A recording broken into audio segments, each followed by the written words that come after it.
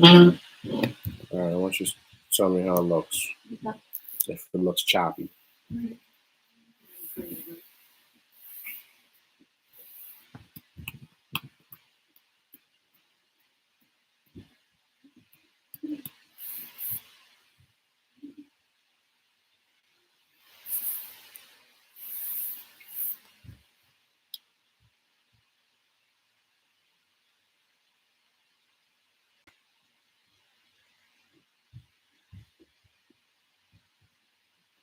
No. Where? No. No.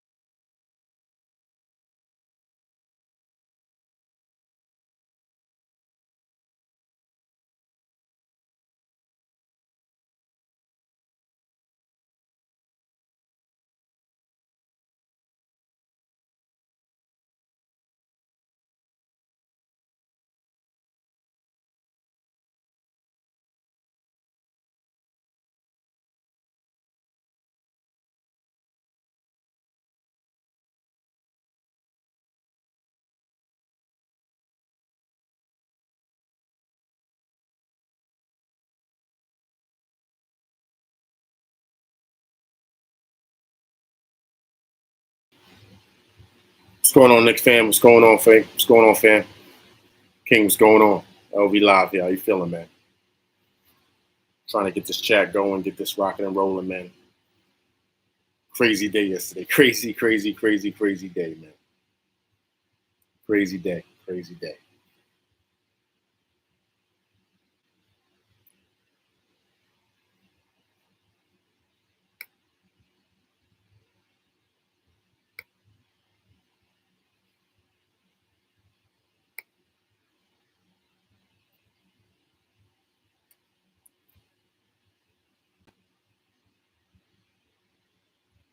What's going on, man? How you doing? Glad you came by, man. Truly appreciate it. First live I'm doing, man, so it's a little technical difficulties. You know what I mean?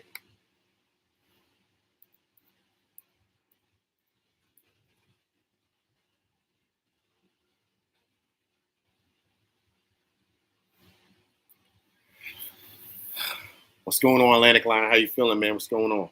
Appreciate you coming by, man.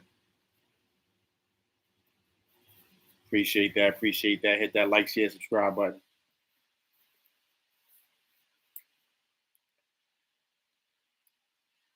Yeah, a lot happened last night. A lot happened last night, man. It's definitely Luka is that guy. I agree with that, but I truly think that we made him look a little better than what he is. I know a lot of people are going to say you're crazy, right? But I mean, this is the same type of defense we've been having. We made the last guy at the 76ers look like an all-star. He even complained about the coverage, right? He said, why are they doing drop coverage? I haven't seen that since high school, since college, he said. You know, and just to give up those amount of three-pointers in that short amount of time, man, it's something the Knicks have been having problems with. So, yeah, we all know Luka is that guy. We all get that. But to get 60 points and 21 boards, 21 boards from him. I mean, it just says a lot of issues, man. A lot of things a lot more deeper than just him dropping 60, right? I mean, it's simple basketball stuff, man. Simple basketball stuff. You got to be able to box out, right? You got to understand who the star players are, be able to identify that, right? I mean, we learned that from middle school basketball. Who are the star players? Who? It's Luka, right? So we got to stop him. He gonna get his, but we still got to stop him. So, you know, yeah, I agree. I think it's a team level failure, but it's deeper than that, man. It's deeper than just the team. I mean, the team is always going to be that, right? We always knew what it was since we didn't get Spider Mitchell, right? We understood what it was going to be. But you know, but when he shortened that lineup, man, it made it like 7 or 8 guys coming off the bench. That changes everything. Remember, it's 82 games in the season, man. We're already in December, and guys are dropping like flies. Look at RJ. Brunson's out because of a hip. I mean, you know, they're talking about, you know, Obi's leg is fractured, or it was a fracture means a break to me. That's what I know a fracture to be. It means his leg is broke. I mean, that's great. How did that happen? Right? A lot of people don't want to point at the problem. We all know who the problem is. He's been doing the same thing for years, man. He was having the same issues back in Chicago where guys were getting injured left and right. I mean, we gotta say what it is, man. We gotta say what the real problem is. We have to. I think a lot of people are afraid to say that. You know, it's easy to blame the team. It's easy to blame the players. You know, but how can Derrick Rose be effective if he's only playing 12 minutes? At least he could spell. At least he could spell IQ. Cut those minutes in half.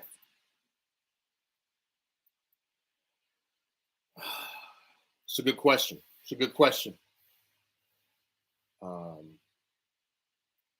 How much worse does it get before Tibbs gets the boot? You gotta talk to Leon Rose, man.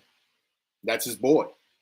I mean, this is CAA connected, right? We all know that. So uh, it's a very weird place. It's a very weird place because we know it's not strictly basketball, man. It's not. And that's the frustrating part. There's too many relationships involved. The CAA thing is really a problem because now we can't focus on what's best for the team. We got to focus on relationships outside of basketball, which is, see, now we're getting out of basketball talk. We're talking about something deeper than hoops, man. And that's the issue. I mean, this is, guys, just think about it. I mean, this has been a couple of games now. I mean, Siakam had 52 the other night. 52. That was a career high for him. I mean, look at that. But Tibbs is supposed to be a defensive wizardry guy, right? No, man. That was back in the 90s. That was back in the 90s when he was doing that. So to me, I think, a lot of people aren't going to agree, but to me, I think he's definitely on a hot seat right now. Definitely. I don't think that he I don't think he gets out of this. I just don't. I just don't. I really, truly don't think so. It's going to be a lot has to happen. A lot has to happen, right? A lot has to happen in the sense of, you know, my question is, what does World Wide West thinks? I would love to hear his take. Because remember, he's on a road trip, and he was the one I reported last year that Tibbs is the problem, allegedly, right? Let's say that. So I wonder what he thinks. I wonder what he sees, right? Because it's a lot of issues, man.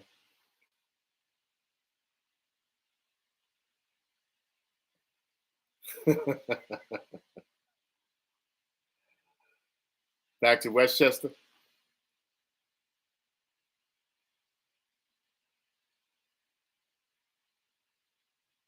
Yeah, I mean, we all look at fraudulent. But I always said, if you go back to my shows and my videos, right? I always said that winning streak was a fluke. I didn't, I was happy, just like every other Knicks fan, right? We're all going to be happy. We're not going to dismiss it. I was very happy with how we were playing, but I wasn't gassed. You know what I mean? I didn't get gassed by it. I was like, nah, this is because I understood that this is a marathon, not a race, man.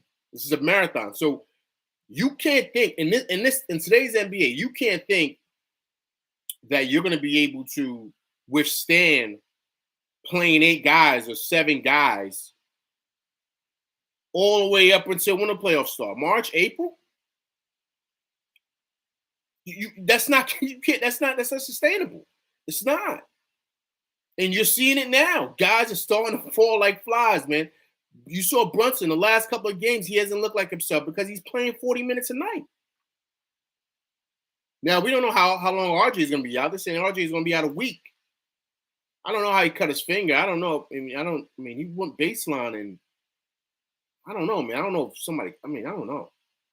I don't know. Does he need stitches? I don't know. I don't know what happened, but I just know it's a laceration. And they say he's going to be out, like a week.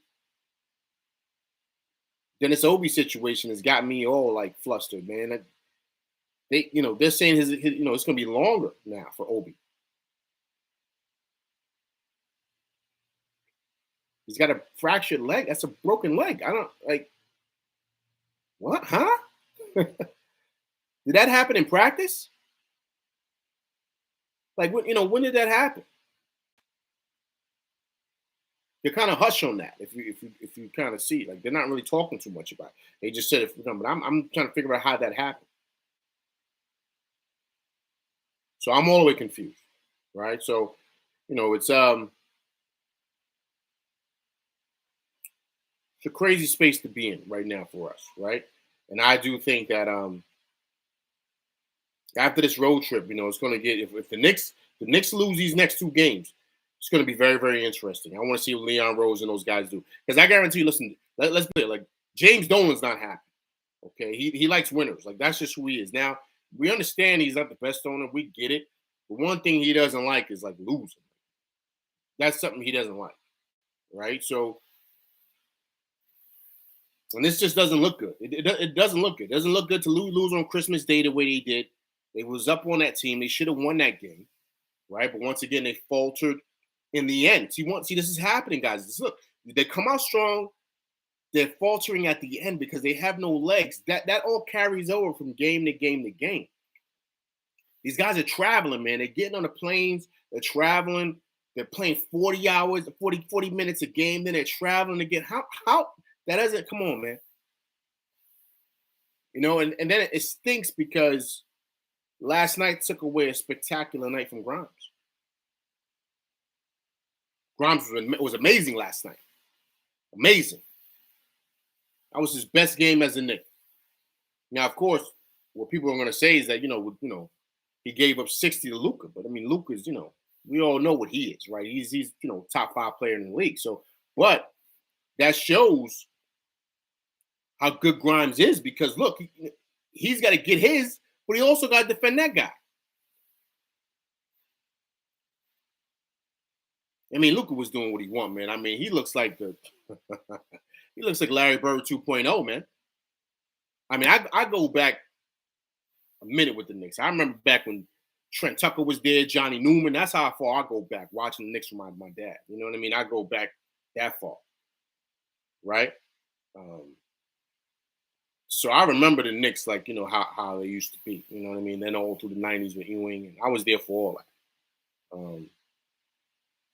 So I remember seeing Larry Bird play, man. He was tough. But Luka's like same type of deal. He doesn't jump that high, but he moves to his own rhythm, man. It's like he's playing to his own beat.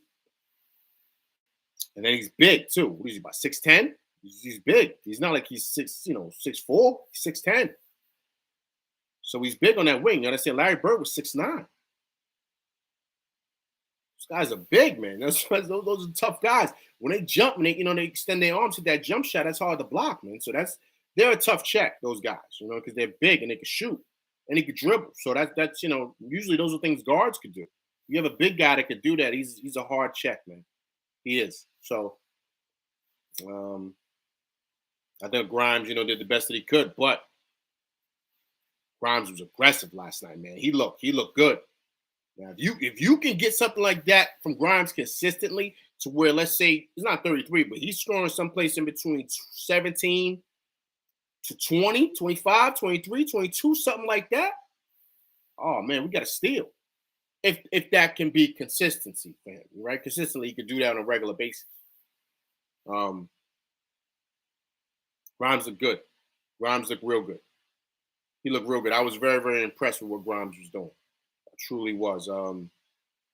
I think also, too, what I'm seeing with him is, of course, with all young players, you want to see them get better with time, right? He's getting better each day, each game, each week. So you're starting to see the skill set that he has. Like, he's not he's not going backwards. Like, he's going forward. He's getting better each time. I really want to see him at the end of the season. He's got a full season underneath his belt to where he's really really able to play all the time, right? And that's good to see. But what I don't want, right? Agreed. It does make us look good for not pulling the trigger on that Spider trade with him, right? But I don't know though, man. Spider's still Spider, man. I don't know. All right, okay. So, question. I'm gonna throw it out there to you, right? I want to see what you say. Would you give up Grimes or would you give up RJ? Because that was the conversation. What do you do? But somebody got to go. Listen, Spider, come on, man. Listen, man. Spider Mitchell was that guy, man. Yeah, what is he averaging? What is he averaging? About 28, 27? Somebody look it up. Tell me what Spider's averaging right now. Because he's getting busy in Cleveland. Like, he's getting busy. I mean, we don't see it, of course, because we focused on the Knicks, but he's putting up numbers out there. He brought that same stuff he was doing in Utah, he brought it to Cleveland. He's got something you just can't coach, man.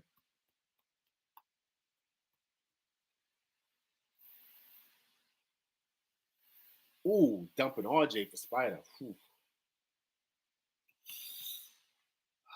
That's tough. That's tough. That's tough. That's tough. But yeah, we all love RJ. He's homegrown, right? We all love him. Somebody had to go, man. Somebody had to go. You got to do the trade, man. You have to. I mean, of course, people going to, listen, all right, look. Okay. I was one of the guys that said I wouldn't do it. It's a lot, right? I'll be honest. Go back and look at my videos. I stand on my square. I was one of those guys that said, don't do it. It's too much. But of course, we all can sit back and watch what Spider's doing. Because remember, this is during the time there wasn't really no basketball being played. We didn't see the games. We wasn't watching, right? So now you seeing Spider out there, you're saying, yo, man, I forgot. Forgot how good he is. Remember, he's only 25, man. How many times has he been an all-star? About 3? Those guys are once-in-a-lifetime type guys. Once in a lifetime. So,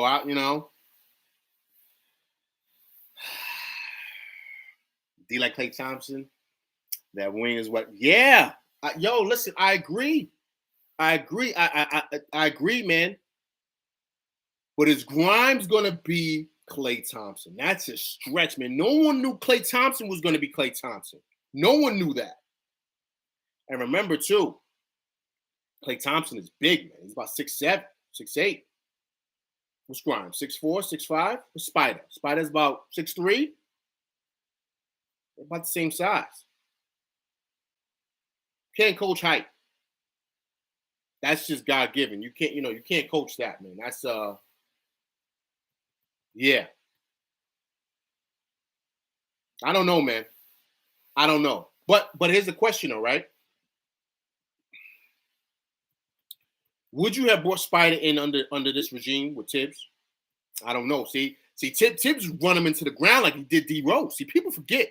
Listen, allegedly, right? He had a lot to do with what happened to D Rose in Chicago. Playing him the way he was playing him, all them hard practices. He doesn't do well with star players, man. He runs them into the ground.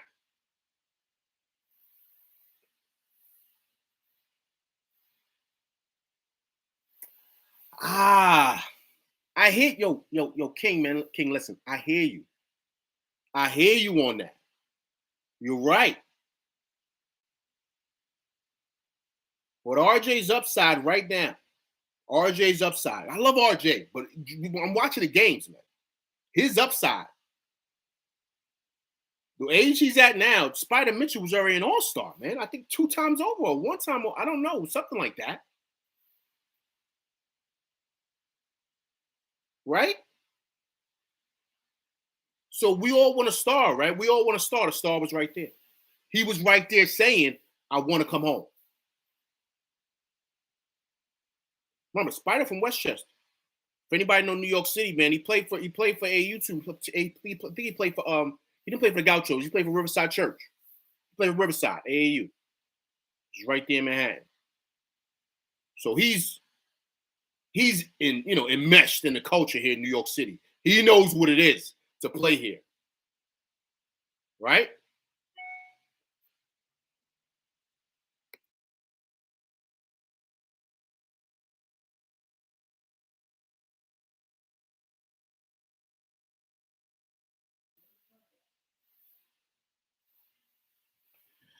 The problem I see is RJ.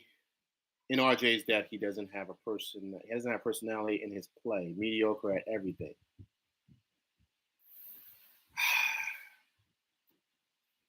Yeah.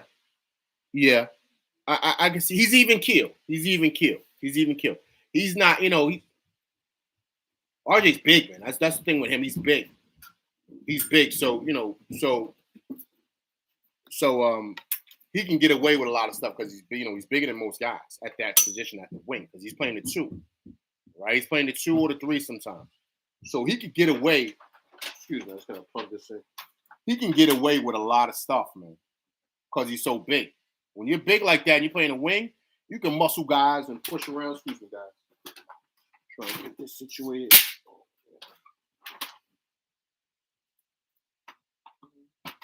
There we go. Sorry about that, fellas. I'm back. So he's big, man. So he could do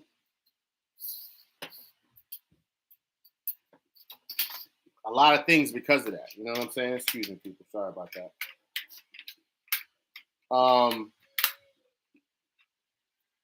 So that's the thing with RJ. You know.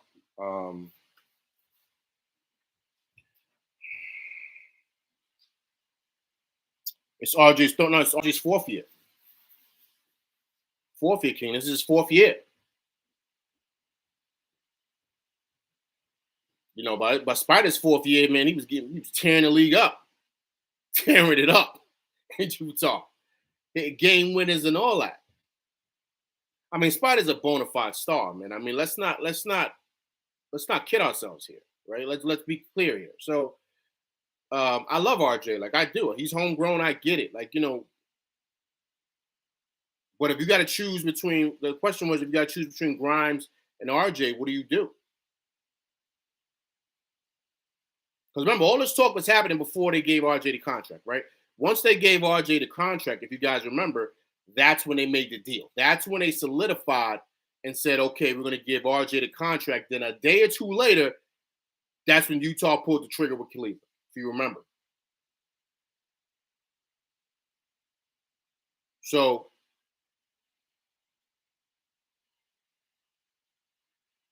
I don't know, man. I don't know, but once again, right? But once again, what I want to bring Spider here with Tibbs. I don't know, man. Tibbs is not the best guy for a player like Spider, because he'll run him into the ground. He'll run him into the ground. He'll never take Spider out. You know, he'll have to tap Othello Harrington and be like, look, man, coach, tell coach to try to get out in the timeout. Or Johnny Bryant. He's like, yo, tell coach I need a break. You know what I'm saying? I'm telling you. Listen, no. Okay, look. King, listen. RJ is that guy. I'm not taking it away from him. I love RJ. But if you had a choice, like right now, this second, you take RJ, you take Spider Mitchell. If you take the poison pill out, you take all that out with the contract and all that, right?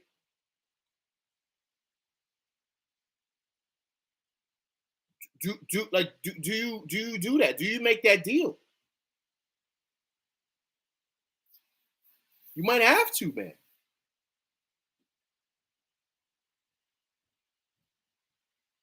I mean, Spider's proving it now. I mean, look what he's doing in Cleveland, man.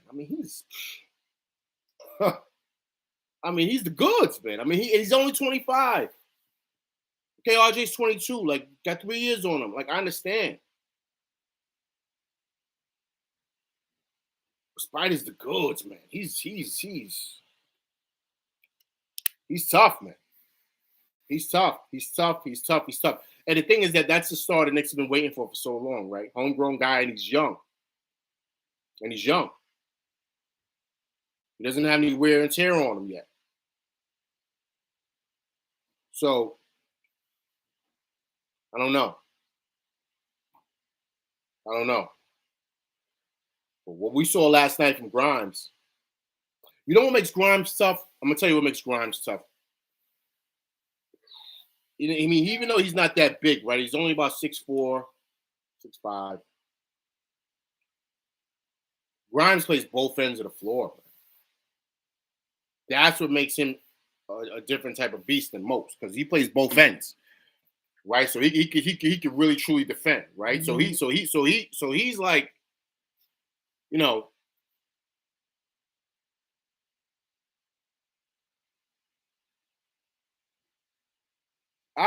All right, listen. All right, who's gonna come? Who's gonna be available?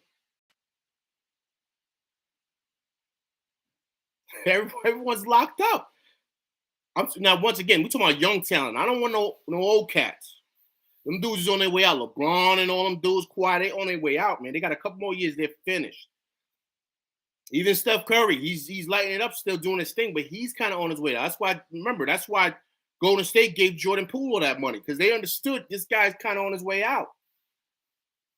Them guys in their 30s, man. So who question I have, who are we gonna get? Who's gonna come? That's in their prime. Ja Morant? No way. Maybe this is a stretch. Is SGA. Maybe. But that's a stretch. Because I think OKC is going to throw everything at him. They ain't going to let what happened with KD and Russell Westbrook and James Harden. They're not going to let that happen with him. Right? So who else? Give me some names. Devin Booker? He's locked in for like another 3 more years. I believe so with the Suns, right? Who else? Don't even say Zion. That's not happening. No way. Okay, you guys would bring Trae Young here?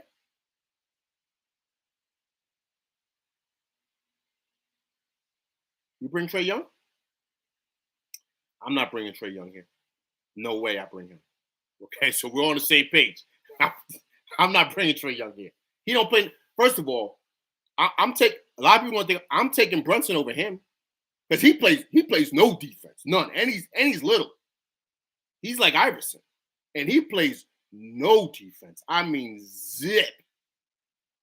He's a liability on the defensive end. He's like Fourier to me defensively. He could just shoot that pill. But outside of that,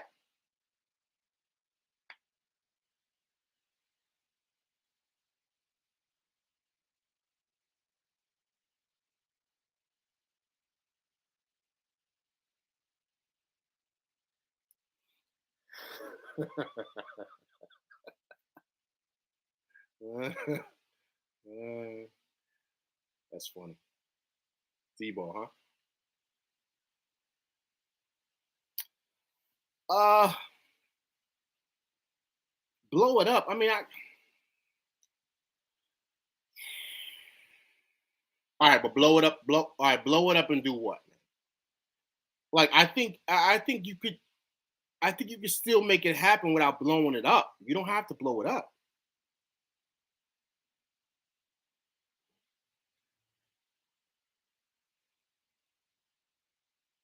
I don't think you have to blow it up. I don't think so.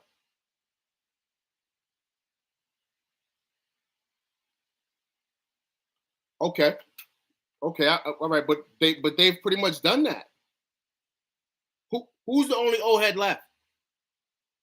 Fourier? Oh, Randall's got to go. I mean, we all know that, right? Listen, but yo, check it out though. Randall's getting busy though this year. He's getting busy. You got to give that to Randall. He's getting busy, man. He was getting busy last night. He's kind of changed my outlook on him because I wasn't feeling him all last year, right? But I tell you what he has done. He's strengthened his trade value big time. So you could put him on a contender. Big time. You could do that. Right? That's what I would do with Randall if I'm the Knicks. So if you want to go the route that you're saying and blow it up, of course, D Rose and Fourier, we understand that. That's a guaranteed, right? But if you want to go Randall, who would you send Randall to? Contender. Maybe someone like Milwaukee. Get back some picks. Maybe Boston. Get back some picks.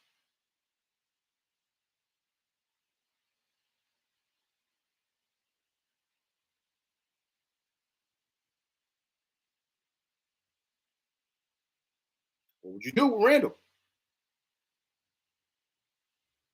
Send him to Memphis for some picks? Memphis is stacked, though, man. They're loaded. I like Phoenix, but they have an issue. They having issues, man. They having big issues. So I can see that they're having issues with DeAndre Ayton. That's not working. I mean, it's weird, man. Why they're having problems the way they're having it. Because I liked how their team is constructed, but they're just, I don't know, man. I would love Devin Booker, man. I would love him. We get him. If we could get him, oh man. Oh man. Man, we could get him.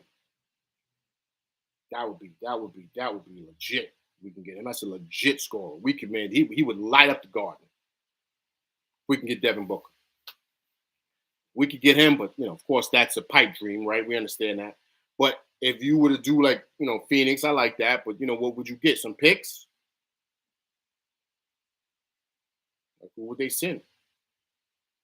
Because Randall's trade value was up big time. So I like what I'm seeing, like kind of like in regards to that, right? So that could definitely happen. But we got to make some moves. I mean, moves are needed. They truly, truly are. Right? I do agree with that. The moves are definitely needed. Crowder and some picks.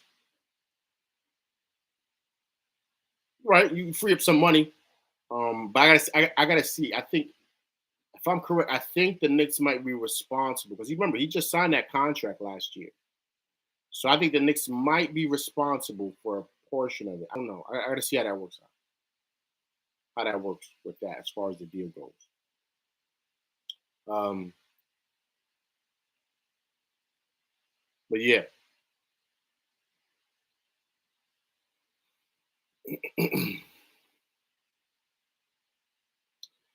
Right. I mean, I do see that. Plus, Phoenix has got a lot of issues going on too with management, right? With things that are going on behind in house with all that stuff that's happening.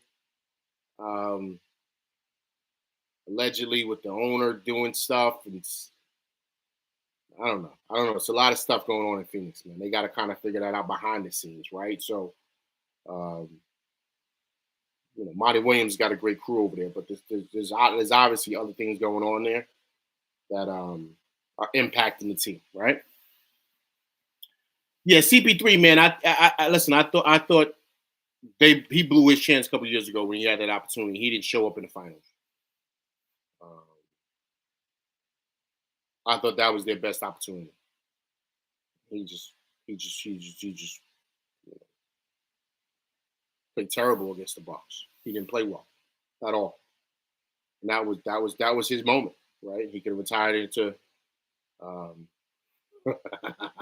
he could have retired into sunset, rolled up into sunset, shall I say, right? Um, yeah, last night's game was tough, man. Last night's game was really, really tough. Yeah, you can send D Rose to Milwaukee. I think that would work. But would Milwaukee take him? I mean, do they need? I mean, they need a backup point guard. Do they need that?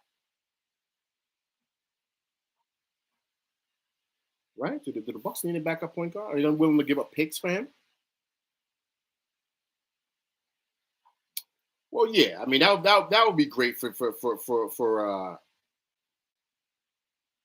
D Rose, man. That would be great for him. You know,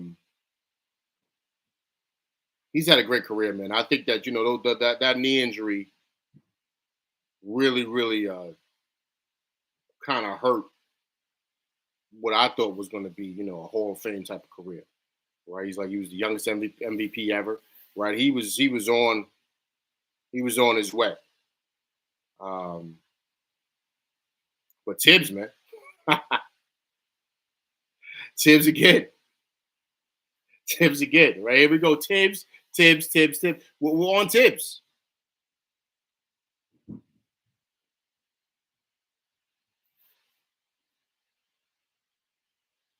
So we gotta see, but yeah, but last night's game was tough, man. Last night's game was tough. What last night showed me, I saw a lot of things. Um,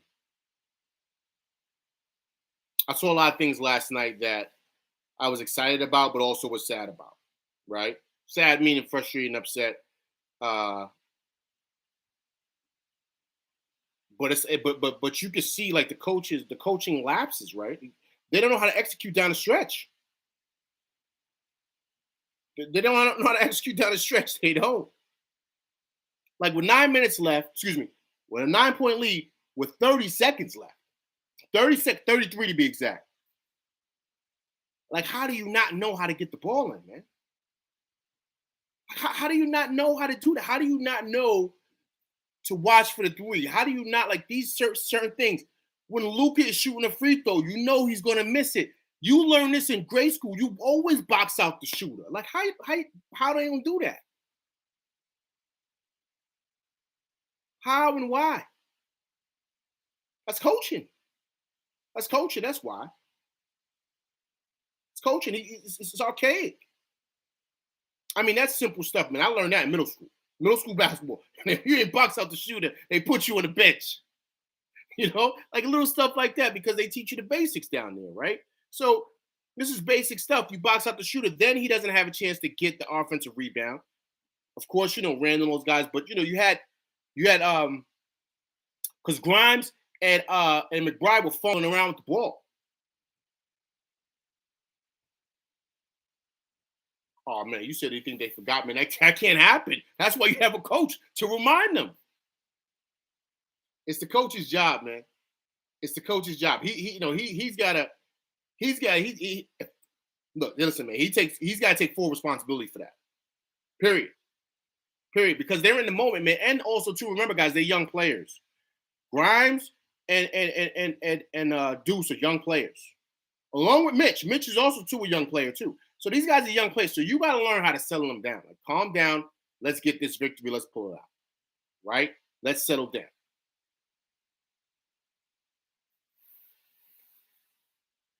Now, listen, man. Don't listen. Don't come through with that BK talk, man. That's that team across the river. I don't really care about them right now. Oh yeah, I love Mitch. I love Mitch. Money making Mitch, man. Harlem. I love him. I was glad that they paid him. He deserved that. He did. He's playing really, really well for us this year too. On limited minutes. Well, who I love Sims, man. I love Sims. I love Sims. You got to coach him up. You coach him up, he's gonna be a monster. A monster. Listen, he jumps out the gym. You see him physically, he's strong. He knows how to rebound. He blocks shots. He moves his feet well. 6'10, 6'11. How are you not playing him more? He'll be one of the first guys coming off the bench to spell Mitch. But I understand they gave iHeart a lot of money, so that's why. I get that. But listen, man, you got to play him, man. He's young. He's active. He's exactly what the league is today. Exactly. His athleticism is through the roof. He cannot sit on the bench. He's got to play. The more, listen, look at Sims, what he was last year and what he is now. He's much better of a basketball player. He's more confident when he gets around the rim. There's times last year where he used to get offensive rebounds. He'll be afraid to go right back up. He'll kind of, not be sure. Now he's going back up strong and dunking it, getting and ones. He's looking for the lob every time, to bang it on somebody's neck. That's what's going on with Sims. So you see his development. But this is what we were screaming for last year, right? Play the kids. Play the kids. Now they're playing. You see the confidence in them. And he could be a steal for the Knicks. If you play him right, he can be a steal. As active as he is, I mean, he's active around that rim, man. Blocking shots, rebounding, everything. Those are things you just can't coach. His athleticism, you can't coach. You can't.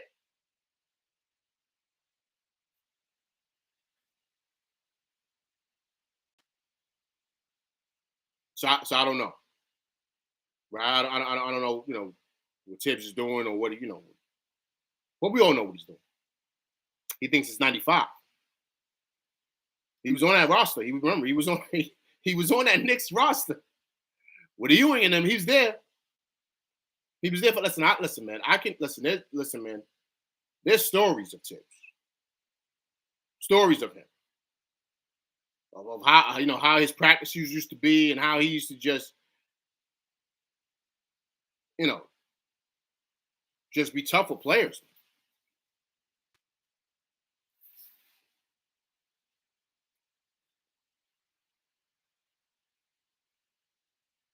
Agreed. Agreed. They do. They give me hope also. They do. They do.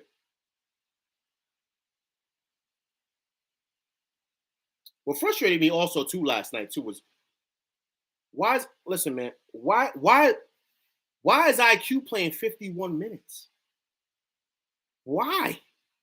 You have Derrick Rose on the bench. I'm all the way. That's how you know this guy's not in touch. Listen, guys, this is simple basketball stuff. This is simple basketball. They're 3 players down, right? With RJ going down last night. You got Brunson out, RJ now, and you have Obi out, right? So they're 3 players down, 3 key players. You got 3 solid players on the bench. Yeah, Fourier, we know he can't play much defense, but he can shoot the pill, and he's got 6 fouls. He can give you minutes. Then you got, of course, Cam Reddish, who's 6'8", athletic. He's the perfect NBA prototype. Then you have Derrick Rose. All you need is minutes from these guys to spell the other guys to where they're not playing 80 minutes, right? Of course, meaning 40, but right to where they're not playing. So you just need minutes from these guys and fouls that they have. But I think they're going to give you a little bit more than that. Cam Reddish may get a steal here, may get a block, may hit a timely 3. Fourier may hit a timely 3. Rose may hit a timely runner or get a steal. Whatever. But those 15, 20 minutes that those guys are in the game gives Grimes, IQ, Deuce, Randall minutes. And time to relax. NBA's finals minutes. I don't know. I don't even know if it's that, man. I don't even know if it's that. He's giving them minutes like we're back in like 96. Like this is a different NBA, guys. This is a different NBA. Like this is a totally different league than what it used to be. And I think that that's the problem. You know, the frustrating part that I have with this, like this is a totally different NBA. So it's not a slow down game as it once was. It's not. It's more of an up tempo. It's more of a fast game. So you have to know, like, okay, I need certain guys on the bench. I need to extend guys' minutes. I need to not extend guys' minutes, excuse me. I need to watch guys' minutes and give other guys on the bench extended minutes because these guys need, to have their legs at the end of the game. And also, too, I'm going to need these guys for the next game because it's a road trip. And the NBA season is not a sprint, it's a marathon. Tibbs is coaching like this is the last game ever. Like, or this is like back in 94, 95, where the games, you see what the scores of the games are, right? The games are like 112, 116, 108 to 112, 101 to 106. Like, this is what the NBA is. Back then, the scores were 92 to 89. 87 to 91. Sometimes some games were 88 to 80 because it was a defensive game. That's how it was back then, man. And that's where Tibbs was coaching. That's where he learned under Pat Riley and Van Gundy and the crew. He was with them.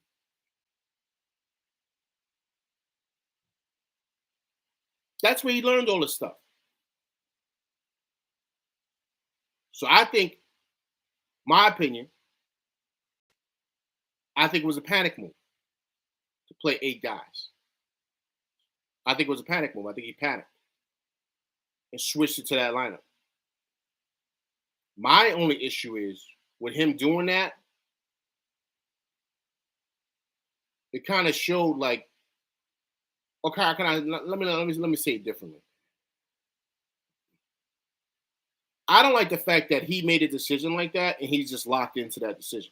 Like he doesn't change with the game. Like the game, you got to change with the game. Like based on how the game is being played, you got to make adjustments in that window. So if RJ has 5 fouls and it's the fourth quarter, and you need a middle time, a middle range, like let's say from the 10-minute mark to the 7-minute mark. You need somebody to get minutes so where RJ doesn't foul out. You put Cam Reddish in. He won't. And it's like, why? You still have height. You still have athleticism on the wing. Like, why?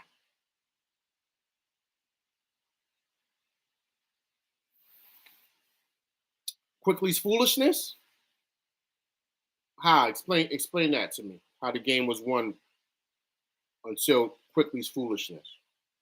Break it down, my man. Break it down.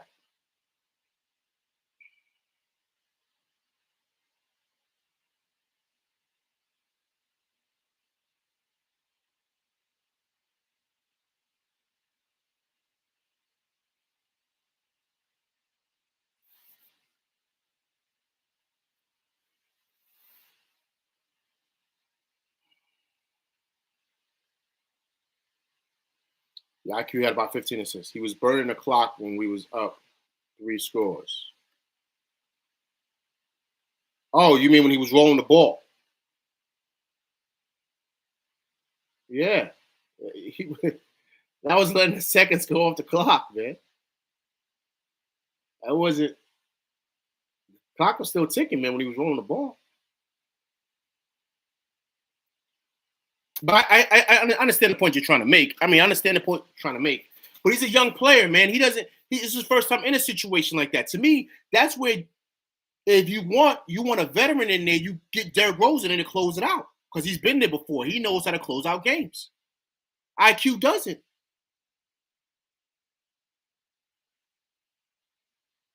So you got to do that. But that's, once again, that's coaching on the fly. That's making a decision, saying to yourself, okay,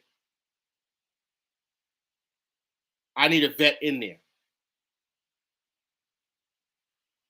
Right. No, you're right. May 4th, you're right. You're right. When the ball rolls, the clock doesn't start until he touches it. I understand the point you was making. Right. I agree with that. Right. Okay. That's a good point. But he's a young player, man, so he may not realize. Is Tibbs giving him the AOK that he could do it? Is he not pulling his coattail?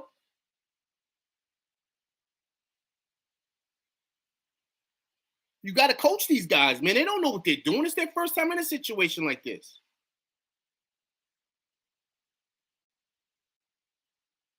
Right. I agree. Listen, I agree with that, man. You're making valid points. I hear you. I'm not knocking that.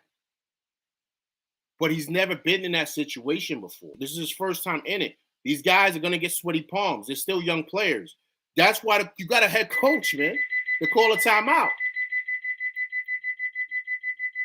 Hold on 1 second, guys.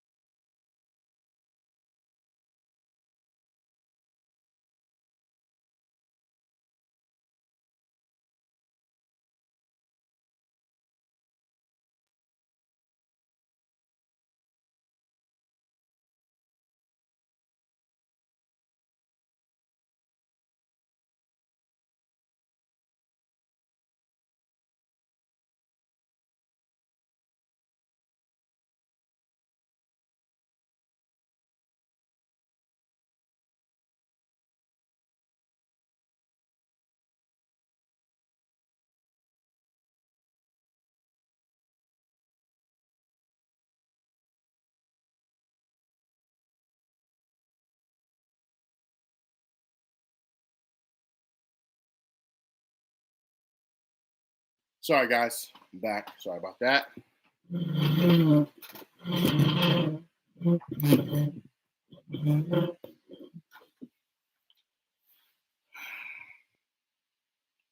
No, I agree with you. In some ways, he gave him life. I mean, I understand the point you're making, man. It's a valid point. Like I'm not knocking that, and I get that it's easy to kind of like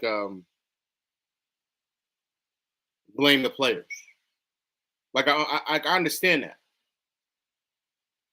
but you have to, like, you have to kind of say to yourself, okay, these guys are young players. They've never been here before, never. Right? So when does the coach reel him in and understand that? Win. It was the same issue with Randall last year, and we all felt like he was out of control, right? And we were saying, "Yo, Tibbs, man, you got to reel him in, right? You the head coach. It's the same. It's the same thing, man. It's the same thing. He doesn't listen, man. He doesn't get off the hook. He doesn't get off the hook. He doesn't. Like he doesn't get off the hook. Like he just doesn't. He does not get off the hook. The game was won. The game was won. I agree. The game was won. It was won. I agree. The game was won. We all know that. But do you say? But do you? Okay. But here's the question I have for you. Do you say to yourself, "All right, the game was won. Obviously, all these guys are getting a lot of minutes. We don't have leadership at the point guard position, which is very, very, very important. We're seeing that with Brunson and how well he's playing and how it's making things a lot easier for the players around him, right? We're seeing that. We've all wanted that for the Knicks for the longest. So now we have that, right? So we have to say to ourselves, okay, you need a guy at the top of that key to orchestrate the offense and say, listen, this is what we're doing because it's crunch time. This is winning time. Let's knock this. Let's get this W. Let's go home. And go to the next spot, San Antonio, right? We're up 9. Let's close it out. Or you let a young player just sit out there and just lollygag and make bad decisions because he doesn't know what he's doing, because he's got sweaty palms, because he's playing 51 minutes when he doesn't need to.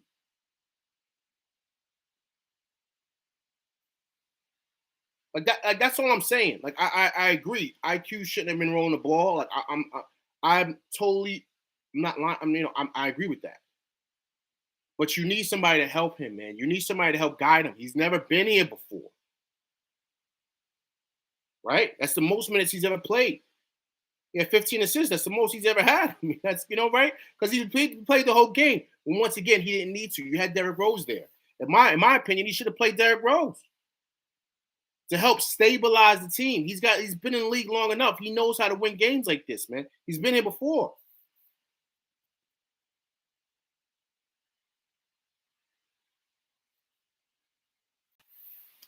I mean, that's just my opinion. You got it. Once again, it's like I said with Tibbs.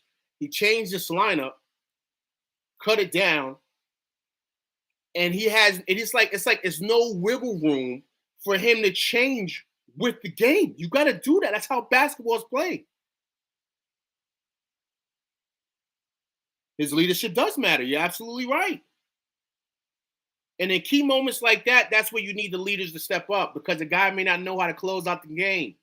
He may have issues with that. So that's where, as a coach, you gotta say, okay, listen, the situation is needed for this. Like this is what we have to do. Here's the thing: we knew what he was getting when we got him. We can't cry after the fact.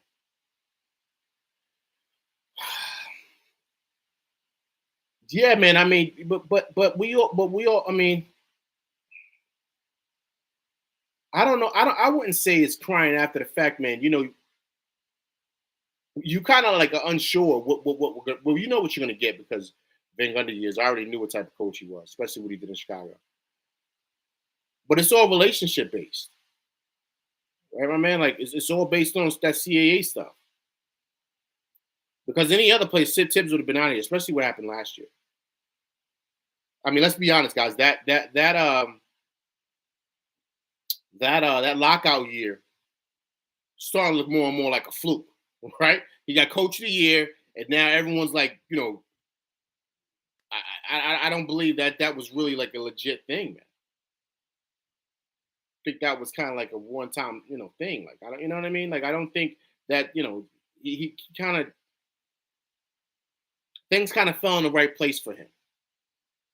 I think that year.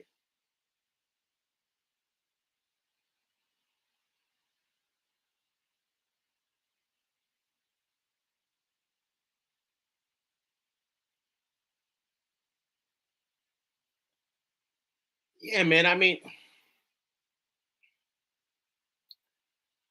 I don't know, man.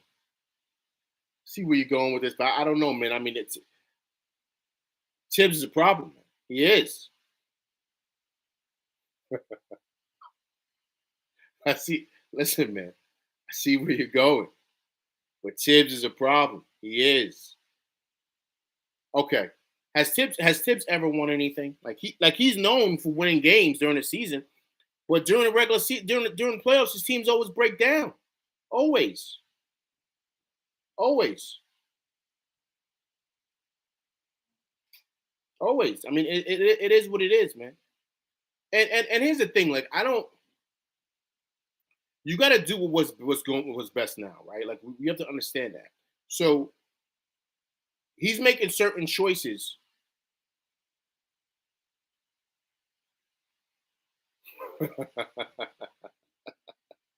Yeah, he is an old dog on new tricks. That's true. The game has evolved, right? So he doesn't make choices and make smart choices like in game adjustments. Like that's so important because every game is different. We all know that, right? Every team is different. Like how the game is played in the first quarter is gonna be different than the third because the other coach is going to make adjustments. So you got to adjust with that. You can't say I'm going to stick to what I do. You don't do that. You're going to get blown out the gym like that. It doesn't happen like that. If a guy comes in and he says, "Yo, I'm putting my big in. I'm putting four bigs, right? All my wings are 6'8" and up. My point guard is 6'5". You're gonna go small. You got to match up. You got to play defense too. It ain't just offense. That's what he does. He doesn't make adjustments, man. He doesn't change. Last night was a perfect not just last night, but even Sunday was a perfect Christmas Day, perfect opportunity for Cam Reddish to play, for Derrick Rose to get moment. It's a perfect opportunity, man. You got to play these guys. You're gonna need them. Tibbs is building warriors out there. What is this, man? What is this? Gladiator? Nah, man. Nah, I ain't with it. It takes that. I agree with that. It does take time to become a contender. It does take time. I get it. I totally agree, man. You're absolutely right. It does take time to build a contender. But I think that what he's doing is not helping these guys. It's not helping them. It's hurting them more because guys are getting tired. And when you get tired like that, this is where injuries creep in. No, I agree. You can't keep changing coaches 2 or 3 years, but that's why you got to take your time when you're selecting these guys and know what you're getting based on the identity of your team. You got to be mindful of that. If you have a young team, perfect example. If you have a young team that you're trying to build and you're trying to focus on a young team and your young core, Tibbs is not the guy for you, right? And so maybe after this, they're going to make a decision because they're going to probably realize the team is going in a totally different direction than what they thought, what Tibbs can deal with. Tibbs is better probably being a coach like the Lakers, right? With vets who know how the game is. He could play those guys, and they understand. They're like old NBA because that's what's over there with the Lakers, right? He'd probably be good in a situation like that. He would not be good in a situation like Memphis. He would have problems over there. He really would because there's a bunch of young players over there, and they're different. They're a different group of guys, man. So they got the perfect coach for them, right? So, I mean, that's just my opinion, right? So you gotta be mindful of the NBA today. It's a different NBA.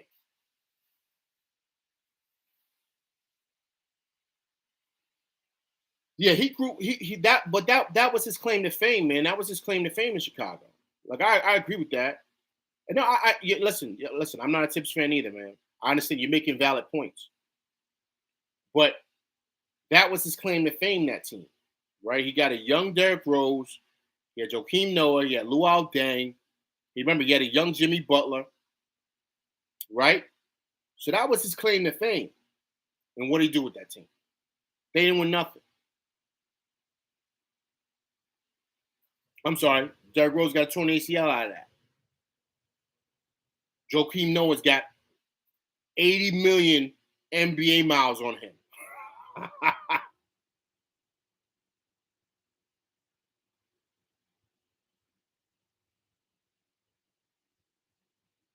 Can't beat the Heatles, right? Yeah, they was tough. They was tough. Yeah, LeBron and those cats, man, they were tough out there. Man. They were tough. That to me was the best version of LeBron. That was his best version. To me, my honest opinion.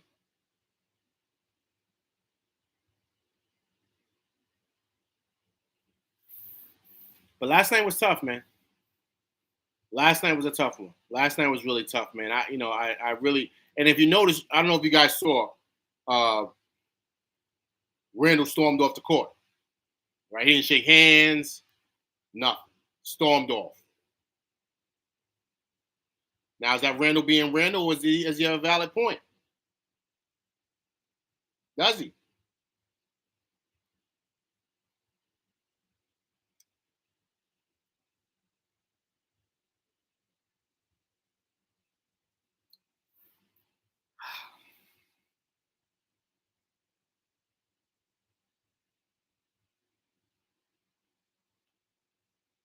Listen, man, I understand. Yeah, Randall struggles with that, man. He's an emotional guy. Listen, I understand we had 17. Listen, listen, man, I'm not in no way, shape, or form saying Tibbs is a terrible coach. Like I think he's legitimate. Is he a Hall of Famer? I think he's borderline, right? But once again, does he fit what they're trying to do here? I give you a perfect example. They traded a first round. They traded a first round for Cam Reddish. They didn't bring Cam Reddish over here to sit the bench. If they gave up a first rounder for him, you think they brought him over here to sit the bench? I'm just asking a question. You don't trade a first rounder and bring him over here to sit the bench, man. That's not how it works. So I'm all the way confused as to what. So Tibbs knew that they brought him over to play him.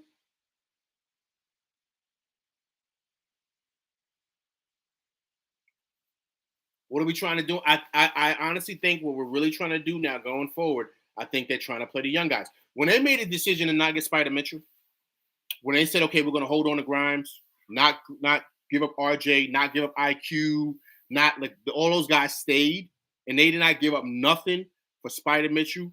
To me, that's where you made the decision to say, we're going young. We're building with our young core. We're building with our young players. That's what we're doing. To me, that's what I think. And I think in doing that, that was the decision. Right. Right. We do have everything in our favor. I mean, I mentioned it earlier, but I still would have still would have tried to get Spider Mitchell, man. Whew. 25 years old, all-star.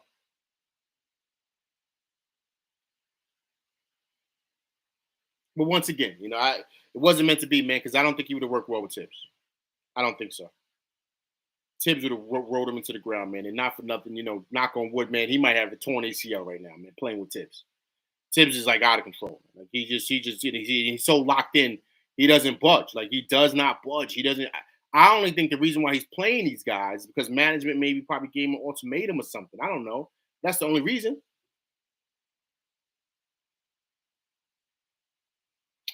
Yeah, Spider did find his home in Cleveland. He got a good young core there over there too, man.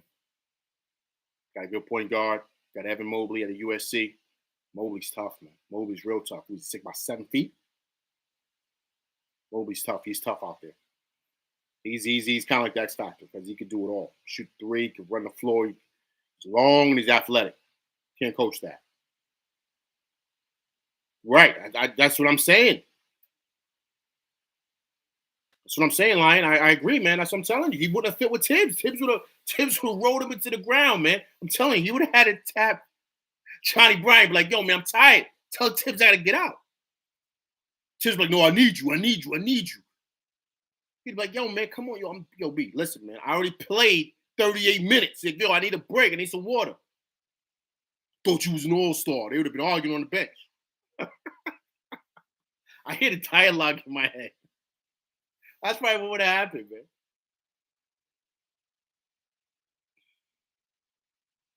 man. And Allen tough as dice too. He's not afraid to get dunked on.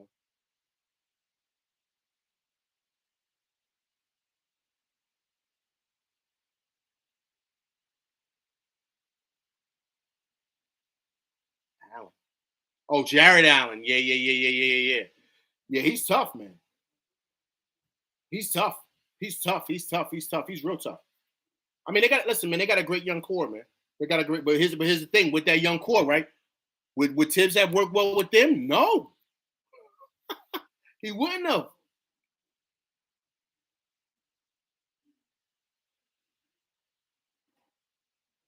Nah, some centers aren't like that, man. That's that. He's like a he's like a throwback. He's like a throwback. He understands his position. He understands what he's there to do. He's not there to be, in the NBA, man. In order to stay in this league, in order to really, really stay in this league for a very long time, you got to play your role. You got to know your role. There's only one ball, so there's only going to be but so many shots you're going to be able to take. Most teams have two stars, and that's it. They take all the shots. Other guys add in some shots here and there, but most of the time, it's those two guys that are shooting the ball. So if you're coming in thinking you're getting 20, 30 shots a game, that's not going to happen. So you got to figure out your role.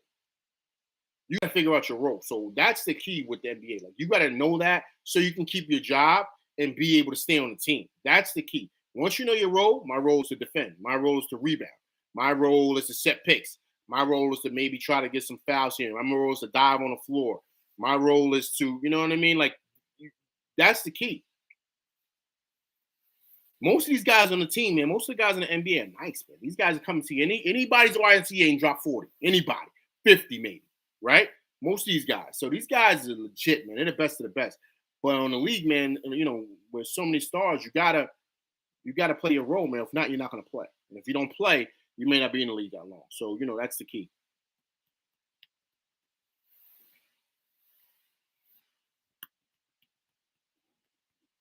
What you guys think about Deuce last night? I like Deuce's minutes, man. Deuce played too much, but I do like what he was doing out there.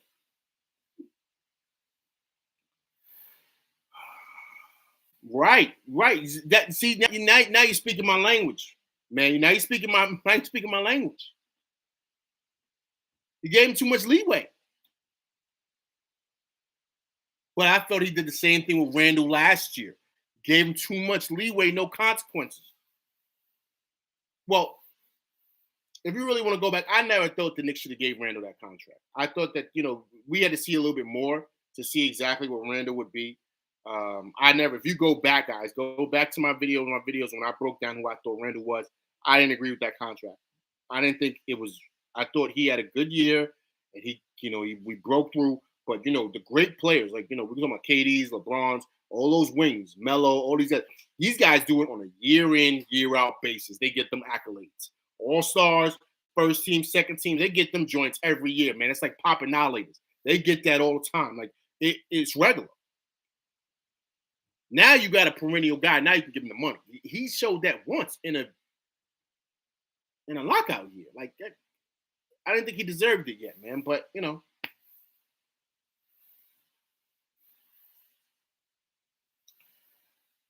I don't think Deuce and Grimes impacts IQ. I don't think so. Oh, excuse me. I don't think IQ impacts Deuce and Grimes. I thought Derrick Rose. Remember, Kemba was here last year. I thought Derrick Rose, his minutes impacted Deuce. Grimes is like a two guard. So IQ. Listen, IQ is kind of like a mix and match. Like I've said in my other video, I think IQ is more like he's more like an Iverson type of player. Like he's a scoring guard. He's not really like the assist he got last night is because he had to, and he was trying to show that he could facilitate. But IQ really want to shoot the pill, man. He don't really want to be dishing. There's a couple of times he be dribbling in and out, right? And I'm like, yo, man, Sims is cutting. Hit him with the bounce pass. And IQ just be a couple of times during the season. I'm like, dude, what are you going in and out, man? What are you doing? But he's trying to figure out whether he should pass or he should shoot. His first mindset is to go to the rack, score, hit that right out, pulling three. IQ's like that's how his game is, and I think that's what Tibbs should always keep him as a scoring guard. You should always let him do his thing. Don't like really put no restraints on him. Let him kind of go. I mean, that's just because because when he does that, he's a tough check for anybody, right? Yeah, he held two because he could play like he could play like he's a combo guard, man. He's not really a point guard or a two guard. Like he's just a scoring guard. That's just what he is, So but once again, right? Once again, it's up to the coach to make a decision on what IQ don't go in and say, I'm going in now, coach. He don't do that. He don't say, yo, I'm going in now. I'm playing where I want to play. It don't go like that. The coach has got to kind of make that decision to where he's going to play IQ. Period. Right? So that's not, what happened with Deuce and Grant, that don't have nothing to do with IQ, man. That's the coach. The coach has got to, listen, man, he's got so much power, man. He dictates a lot of things with this team, man. And the way the team is going is really a representation of him. Period. Period. I mean, that's that's just my opinion. That's just what I think.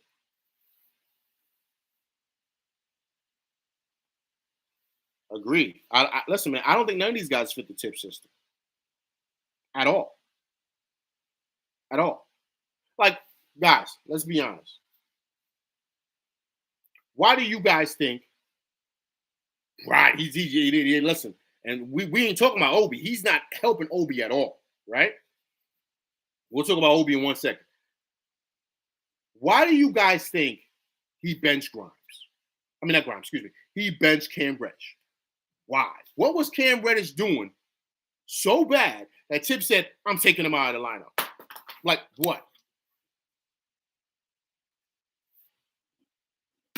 What was he doing? I need to hear from somebody. What was he doing so bad that he said, I'm taking him out the lineup? He's not playing at all.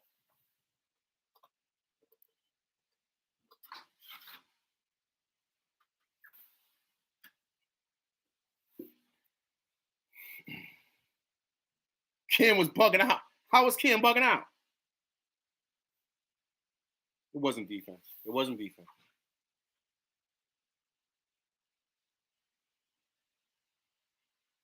How was Cam bugging out? Like, elaborate on that for me, please.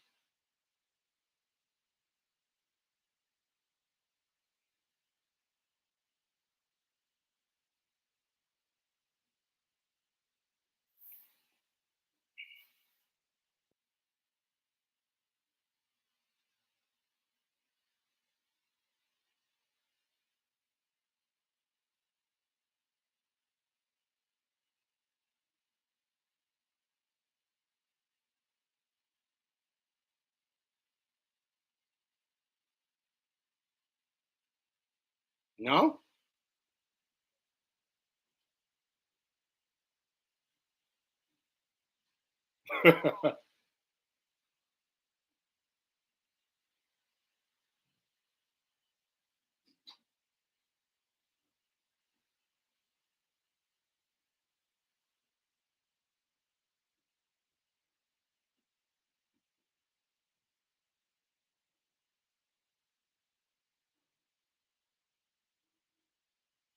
No? All right. Okay. Cam wasn't bugging out, man. Cam wasn't bugging out. No, he does not, man. No, he does not. Let me tell you something. Watching him from beginning to end. Watching from beginning to end this season. You're going to tell me Cam was playing bad? He wasn't playing bad. He was playing a lot better than what people was expecting. A lot of people thought the same thing you thought, right? He'd be falling asleep. He's on, excuse my language, but in New York City, as you guys know, he was like on that fly guy shit, right? Like he just want to look fly on the court, right? Do all that new moves and look smooth and crossing, and just be looking all the time, right? It was never, right? That's what I thought too. But this year, I seen a different player. I seen a guy committed to defense. I seen a guy hustling down the court. I seen a guy getting big time shots when we needed it, getting big time layups. Yeah, he was like Jesus Shuttleworth, man. I'm telling you, right? There is a video of change in order defense on here. Check it out. You'll see. Now, listen. Look, I understand that. Listen, but what I'm saying is, I saw a player that was starting to change that image about himself. So I've seen like whatever the perceptions of his. When I started seeing like fans and people changing, like, wow, Cam's coming around. Then out the blue, he stops and takes him out the lineup. What? For what? Like, because it's not like we don't need bodies. We do. Like we do. And I understand that. We like I get it. But what I'm saying is, you need bodies. You need guys. Guys are down and guys are injured. You need to give guys some time off to get some minutes. Now, if you want to take down his minutes, then fine. But don't say he's not playing at all. Lion, that's right. That's a small sample size. Like, come on, man. It's the NBA. Listen, man. I'm not. I seen it. Listen. I see. I understand what you're saying, man. You're making a valid point. I do. I understand. But what I'm saying is this: you still need. You can't. You don't just take away his minutes at all. You just don't do it.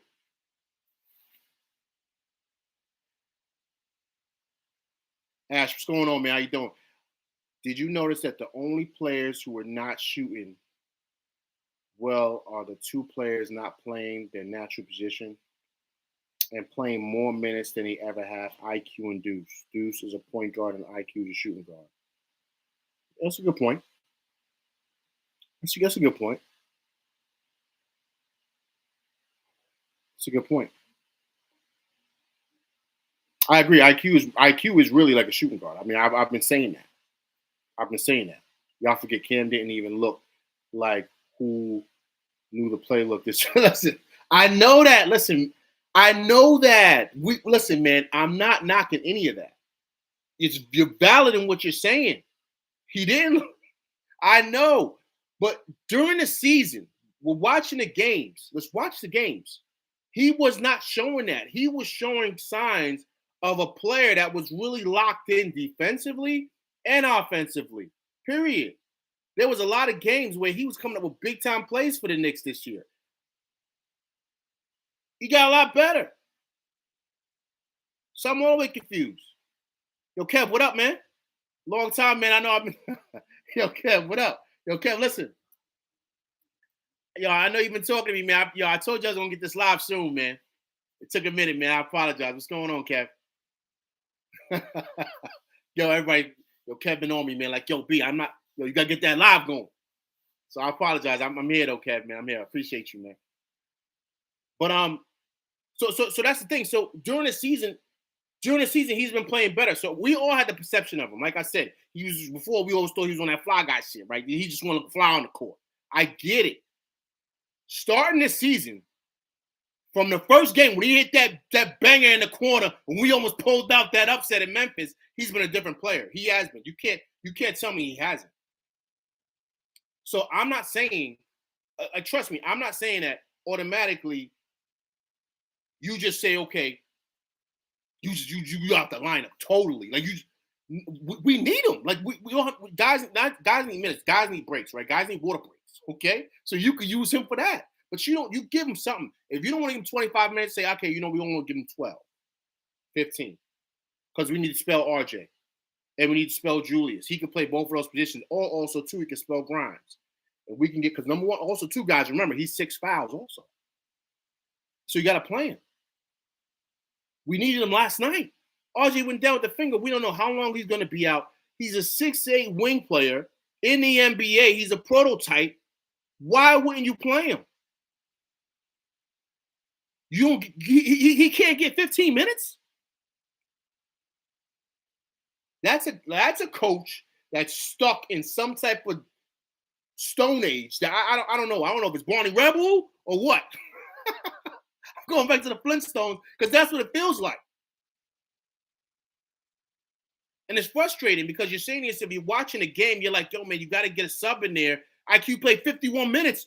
These guys are playing over 40 minutes. And then they got to get ready tomorrow and go on to San Antonio, and you expect them to be at their best? In what world? In what world? I'm sorry, man. That's just the facts. No one's going to do that. He doesn't. And I'll say the same thing, too. And I'm in agreement. Fourier's not the best. He can't defend. I understand that, but he's still 6 fouls. He's still a couple of minutes to spell some guys to get in there. Fourier's not so bad that if you put him in there, we're going to go down 20. That's not going to happen. If you give him in at 12 minutes, let him get a couple of threes up. Because then, in doing that, right, this is what all the smart coaches know, Grimes and those guys, excuse me, Grimes and those guys are going to be able to now have the legs to finish off strong. Period. Period. So you don't do that. So now these guys are dead tight. Absolutely, Lion. You can't play when you're exhausted. You can't. Look what happened, guys. Look what happened. Look what happened on Sunday when we had a chance to win the game, and we was pretty much in the game. But you see the Knicks start playing bad. That fourth quarter, I remember at one point we was down. We lost the fourth quarter. The score was like 21-6. They had us. The Knicks had no legs left, man. Nothing. That started taking a toll. Look at what's happening to Brunson these last 4 games. Looking like a totally different player. He's tired, man. He's tired. He's out because of a hip, man. I don't think he's a hip. I think he's tired, man. I think he's talked to his pops, told his pops, like, yo, man, I'm exhausted. I need a break. I need a day off.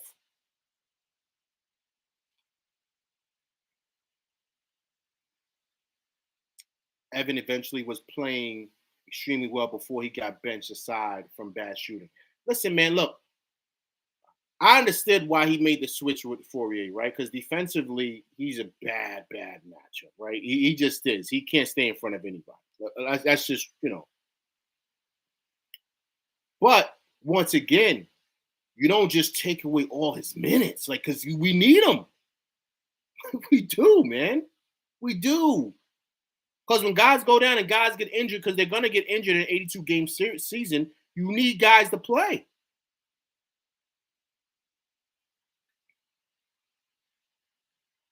Yeah, but Brunson, not a starter to begin with.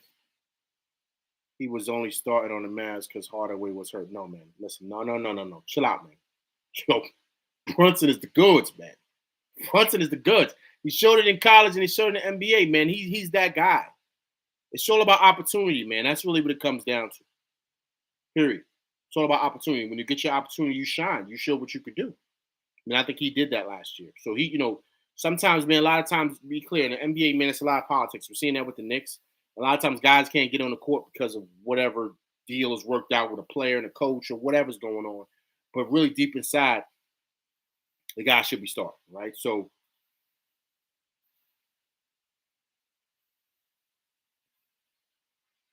I can't get over what we were playing. We were playing 2 players, 26 minutes to warm up the bench.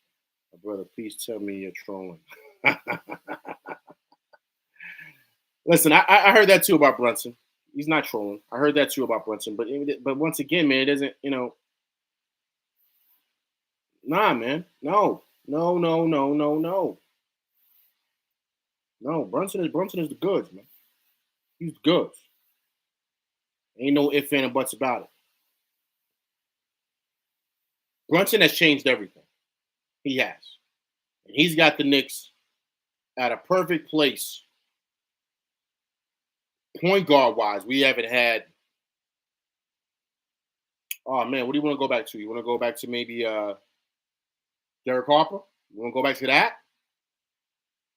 You want to go that far back? Or are we going back to Ross Strickland? What are we doing? Mark Jackson? I think Brunson's better than Chris Childs, right? What do you think? think Derek Harper, man. It's funny because Derek Harper came from the Mavs. Look at that. See that? When Knicks got him, he was with the Mavs. He was the man with the Mavs. He was the man. I think he played there like 10 seasons, man. He was the truth out in the West. And when we got him, that was a big deal. I think we got him in 94, 94, 95, something like that.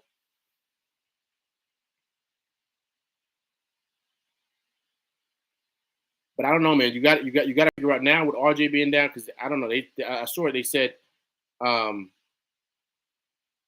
think they said the lacerations will be like a week, man. He might need stitches on that.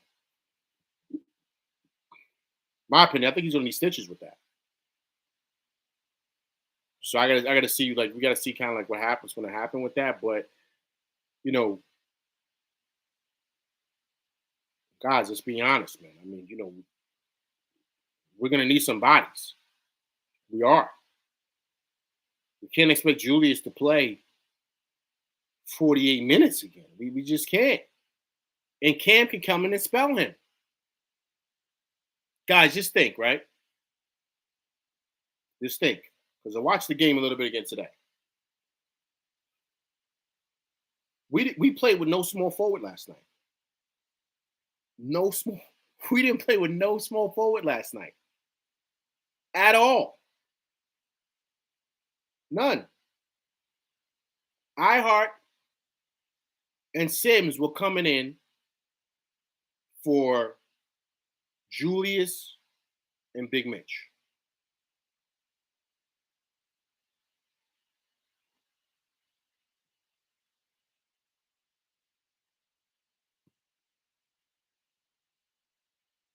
No, he's not hurt.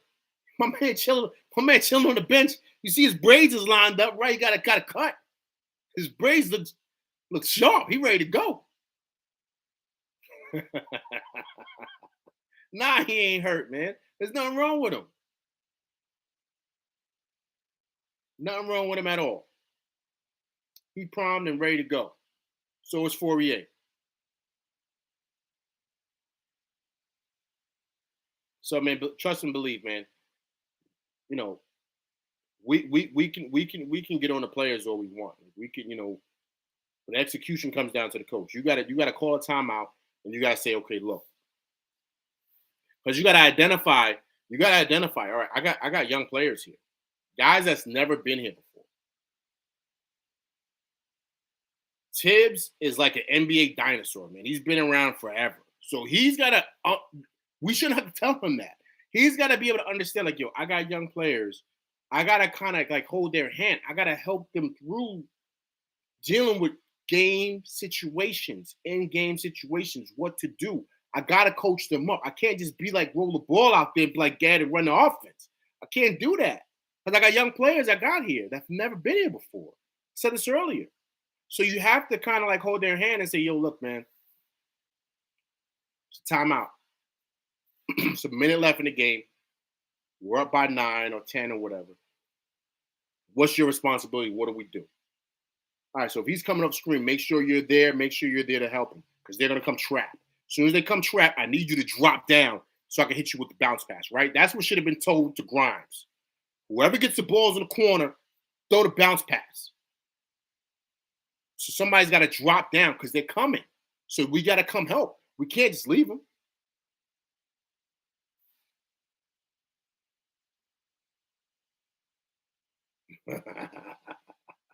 There's Mr. Miyagi. Mr. Miyagi's better than Tibbs. Mr. Miyagi changed and adjusted with Danielson. He did. Remember? He told him wax on, wax off, right? What'd he do? Sand the floor, right? He had to show him. He had to show him on the car. Right? He told him on the car. See, he had to adjust with the young play. The young boy didn't know. He's trying to teach him. He's like, yo, this cat ain't getting it, man. I'm trying to teach him how to do a block. He don't know what he's doing. Yo, my man, clean the car. And he taught. Tim's got to teach him how to clean the car, man. You got to. I mean, it's simple stuff. Simple stuff.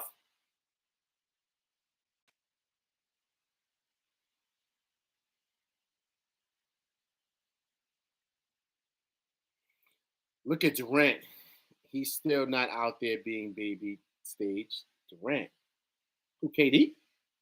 Yeah, he's like 30 something years old. Is that what you talking about? Let's be clear. I don't want to, Durant. Durant. You want KD?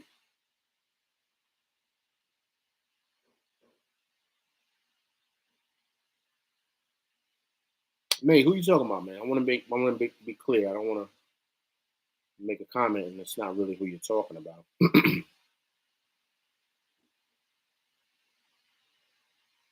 Rate this loss, guys. Rate this loss, man. Where is this, man? Is this like,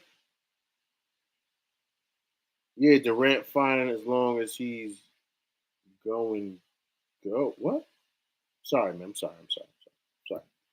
Durant, yeah, Durant fine as long as he's going, as long as he's good.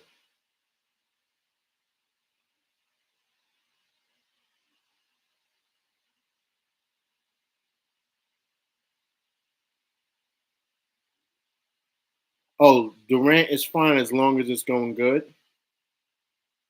He's talking about KD. Bro, he's a Hall of Famer, man. I don't.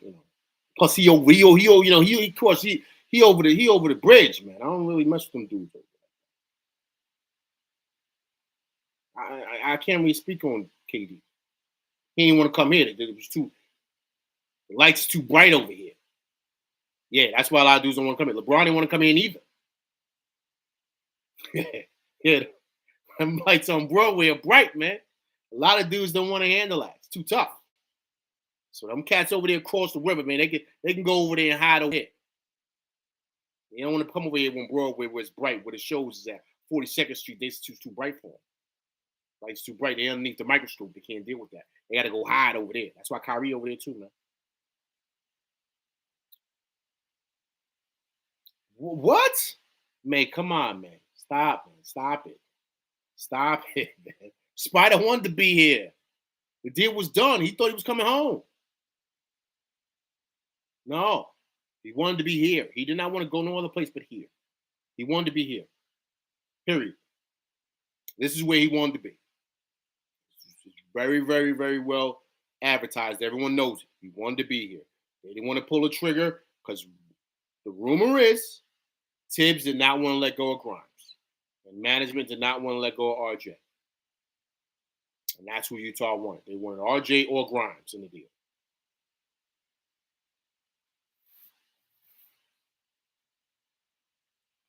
You're right. He could say that. He could say Nets. He's got to give. He's got to do that, man. Come on, man. It's negotiating, man. Come on. He got to say that. He can't say. But everybody knew. He even said this is where he was going. This is where he wanted to be. Period. I don't.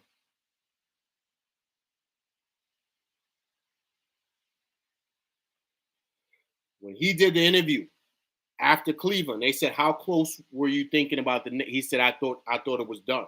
I was ready to go. I was telling my friends and family." Why do you think he was over here, man? I think he was at Dykeman. I think he was at Dykeman or at the Rucker. He was at one of them spots, chilling, throwing a game out at the Mets game. He was letting it be known, man. He wanted to be here. He wasn't in Miami like that. Trust me. Right. He was partying with IQ. Look at my man lying. He on it. It was meant to be. But, they didn't do it. Yeah, he did fumble the bag, man. They fumbled it big time. But, hey, look, man. Yeah, it's tough. That's tough. You know why it's tough? I'm gonna tell you why it's tough. I'm gonna touch on this, then I'm gonna get back to the top. It's tough because it's very hard for someone who wants to be here, man. The guys that wanted to be here, like Stat wanted to be here, Melo wanted to be here. A lot of stars don't want to come here, man. This is the hottest seat in the league, man. This is the hottest seat in the league. It's the hottest ticket. Let me tell you something. You can go to a Memphis game in the middle of January on a Tuesday night and there's nobody there. The Garden is packed like it's the NBA Finals on a Tuesday night. With every star you could ever dream of right there. All these young boys on the team, remember they showed it? IQ was staring at Ice Spice. He was having a hard time. He was having a hard time scoring because his crush was on the sideline.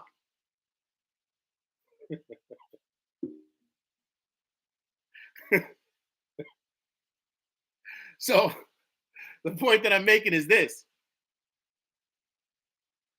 This is the hottest place to be, man, as far as what the expectations are. That's a lot. That's a lot. It's easier for a cat to go get busy in Memphis and Houston and San Antonio and all them other spots in OKC than it is here, man. This is a different monster, man. This is a different beast, and a lot of cats can't deal with that. See what happened to Randall last year? He almost crumbled, man.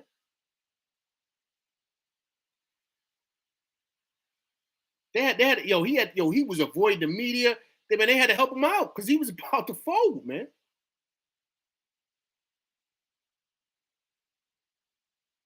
This is and here's the thing, guys. It doesn't matter how bad the Knicks are, man. On a Wednesday night, the Garden is packed with everybody. Everybody wants to be in the Garden.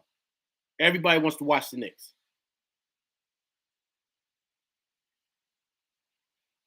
Period. And most players, no, man. No. They say that. They say it's about the taxes. That's nonsense, man. That's nonsense. Listen. All right. Okay. The taxes, right? The Giants pay the same taxes. New York Giants. New York Jets pay the same taxes. Yankees, they play. Come on, man. You see how much judges made? They all paying taxes. But they want to come here and play. You know why? Because they understand. You win here, you're a god. Look at Jeter. Jeter is like a god, man. Look at Clyde. Clyde done won out on. He's like a god walking through the city, man. There's no better place in the world to win. None.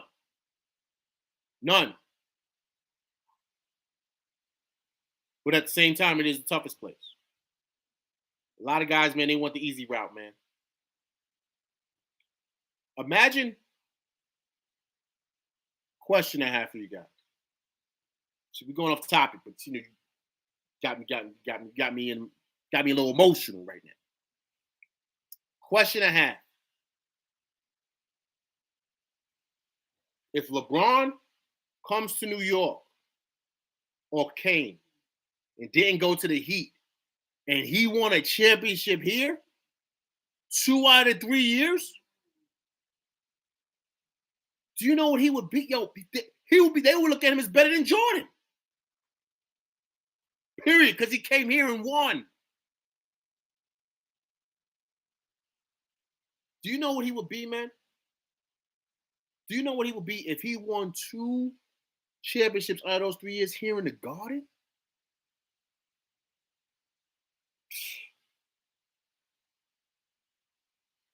He's big now, but he will be larger than life, man. He would surpass Kobe and all those guys. Remember, some people still have Kobe ahead of him, man. Some people are kind of, rest in peace, man. The GOAT, the Mamba, man. I shed a tear when he passed too, man. That was tough. That was a tough day, man. But people had it. Some people have Kobe better than him. Some people have him back and forth with Mike, right? Everyone pretty much still says Jordan. But if he was to win here, come on, man. There will be nobody that could touch him. Nobody. That would stamp him, like, period. He's on Mount Rushmore now. Well, he might be like the face, man. He might be, because he won in New York. And everybody knows how hard it is to win here. That's the truth. And so that's why a lot of stars don't want to come here. Period. So to have a guy like Mitchell want to come here, that hurt.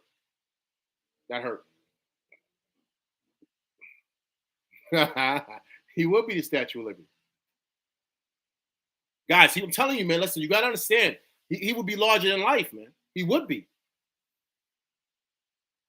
There is a reason why they say this is the Mecca. Come on, man. This pressure cooker is like no other. I'm telling you.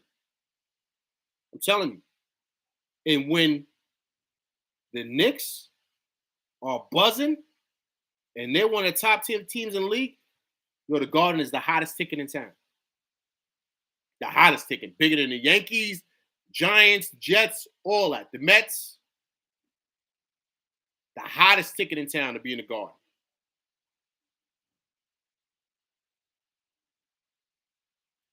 We'll be fine if we stay the course. Okay, stay the course. Like, what do you mean? Like, stay the course like what?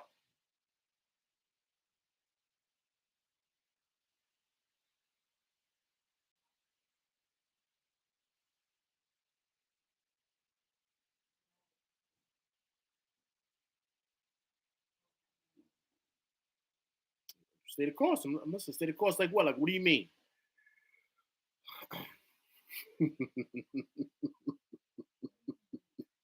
I don't want nobody's misfit toys keep building on our product. Yo, man. But misfit toys like what, man? You think they're gonna go out and get a deal and bring a clown in here? Like, who are they gonna bring in? You think they're gonna do that? I don't see that happening. I don't see that happening at all. I really do think that they're gonna really they're gonna use these picks and kind of get somebody, because this is it, man. This is they have to do that because you got to understand, man. They made a decision, a clear decision when they didn't get Donovan Mitchell, right? That we're gonna really build with these young guys, and we're gonna really focus on the draft, right? We're gonna do that. Like that. Like that was the key, right? Um, so doing that, they're forced to now make the right decision. So they're gonna hold steady until they get something in here legit. They're not gonna just go and just get anybody. They're gonna hold and make sure that they make the right move, right? But they've made a decision on building around their young players, and so that's why they're playing them. That's why Grimes is getting the minutes he's getting. That's why IQ's playing the way he's playing. That's why Sims is playing. Deuce is playing. Of course, they signed Mitch, so they got to play those guys. They got to. They made a decision. That's why the big issue that I have is why they're not playing Cam. They gave up a first-round pick for him. What are you doing? Especially if you want to, especially if you want to trade him, he's got to get his value up, man. He was starting to do that, so that's why I'm all the way confused. It baffles me, man. It makes no basketball sense at all. Period. It makes no basketball sense at all. Because you got to say to yourself, okay, listen, man, we want to get rid of this guy. He may not fit the system. He may not fit certain things. Okay, fine. All right. So we got to move him. Okay. So he's got to get his value up. So we got to play him.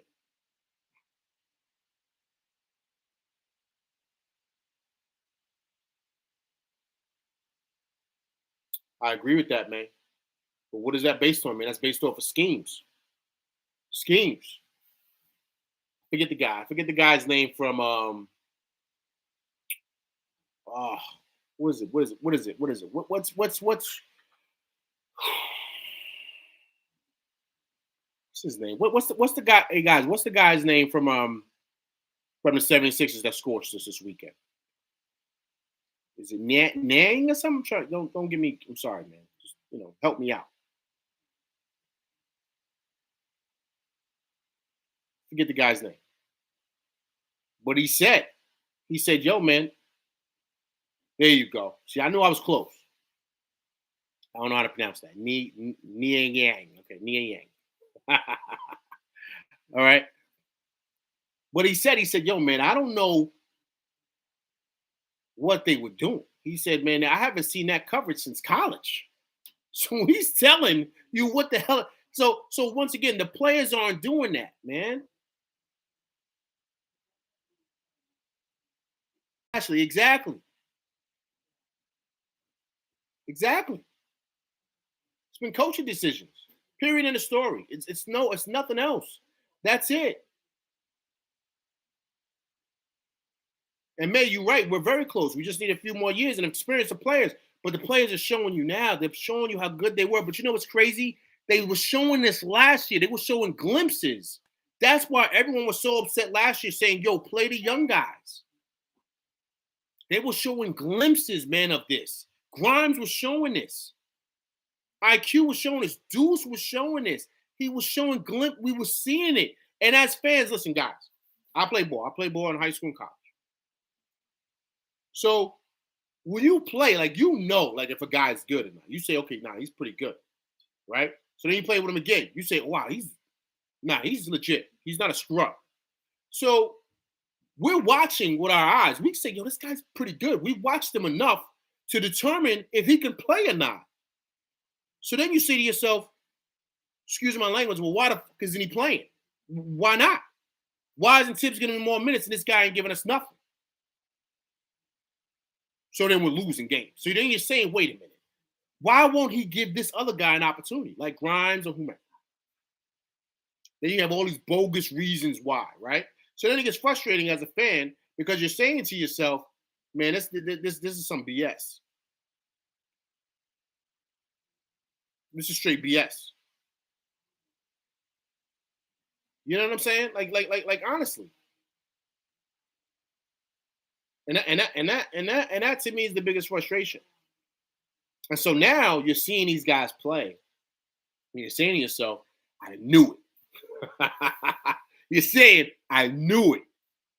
I knew this guy had it. I knew it. I saw it last year. And Tibbs didn't want to play him. Even if we get the guy, Tibbs will misuse him, right? I would love Kuzma for D Rose and Cam plus picks. He can back up RJ and Randall and solidify plus solidly defend a 2-5. I agree. But like you said, see, I actually came in a little late, but I said it earlier. I'm glad Spider didn't come because Tibbs would destroy him. Tibbs would play him 50 minutes. Sorry. We all know it's 48 minutes in a game. So Tibbs would play him like 46 minutes. He would misuse him. He would. I like Kuzma too. Kuzma's big too, man. Kuzma is about 6'10". Shoot that pill, he could defend. He has lapses at times. The same thing as Cam Reddish, lapses, right? Guys aren't perfect. But that's this year's, that's the NBA, man. These guys aren't, come on, man. A lot of these guys are AAU kids, man. You know, I don't know if you guys know the AAU circuit and how that goes. But a lot of these guys, they don't learn basketball the way it should be played. A lot of them have AAU skill sets. And a lot of these guys don't really play defense the way they should. They don't really do pick and rolls that well. They just want to score the ball, man. So a lot of these guys aren't as good as you may think. They're good, be clear, but they could be better if they really focused on their skills a lot more, the fundamentals, but a lot of them don't, man. They're really, really AAU products, man, where it's just run and gun. Just run and gun. Just get as much shots up as you can. So that's why you see so many lapses defensively with so many guys. And the defense in the league today is like, damn, like, you know, guys don't really lock up. They don't really lock up. They don't.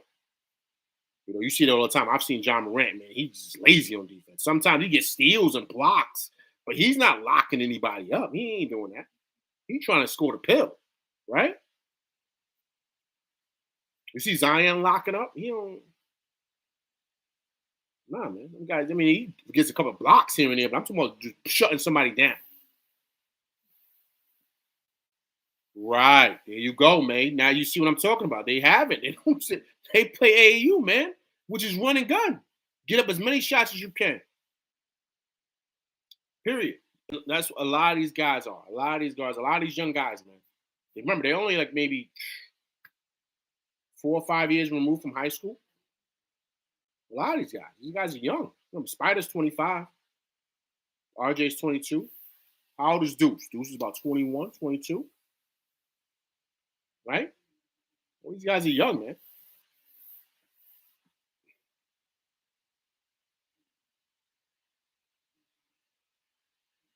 Oh, yeah. May, you're absolutely right. That overtime thing is legit. It is.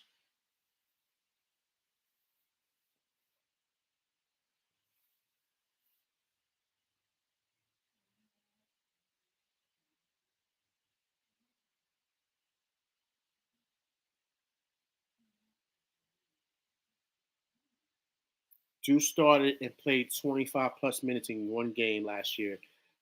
And after D Rose said in his post game, produces a very talented player. Yeah, yeah, yeah.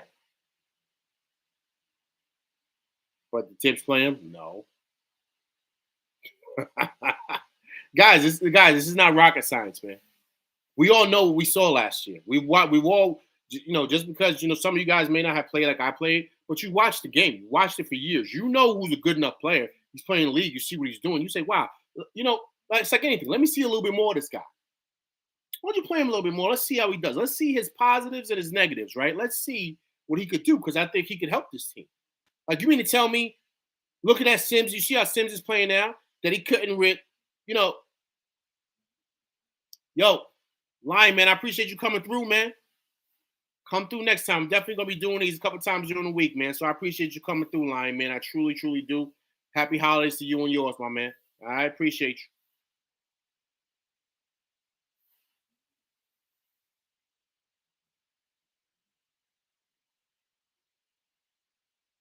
But yeah, but that's all because of Tibbs, man. That's all because of Tibbs, and that's why once again I keep on going back to this. It stinks, but it really comes back to the coaching piece, man. It really truly does. I don't want to sound like a broken record, I don't, but that's what's going on, man.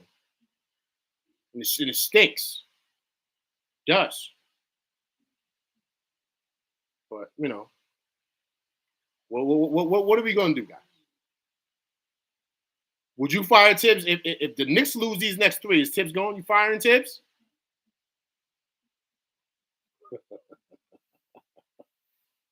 If it comes across your table, you firing Tibbs?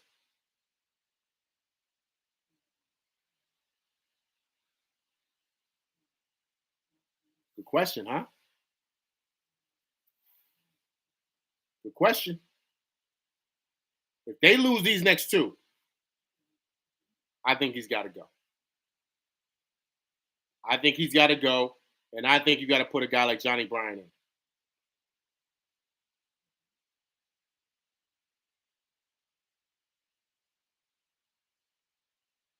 I would do it. I would do it ASAP. I would pull a trigger, man. I just would. I just would. May, you said you're not doing it. You said, nah, I'm not. Why not? Why would you keep it going?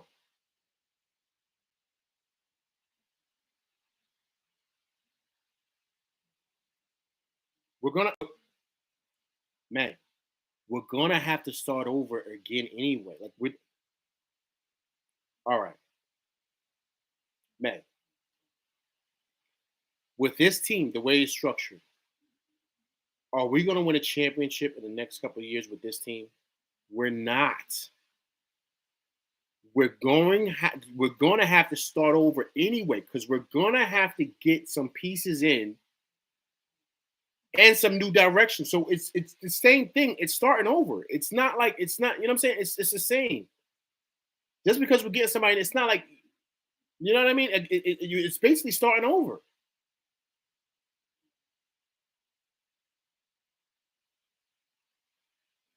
No. How you doing, Earl? What's going on, man? Glad you came by, man. I appreciate you, brother. No, I want to put Sims in with McGee. Nah, Big Mitch can check McGee. That's not a problem. That's not an issue at all.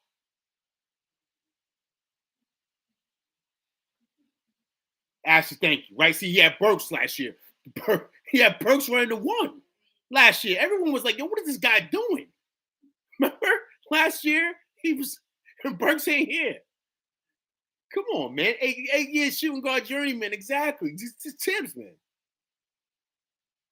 He wasn't supposed to. We was putting a foundation in place.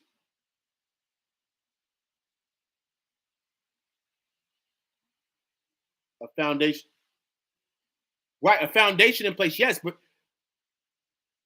do you think Tibbs is the guy to lead this foundation?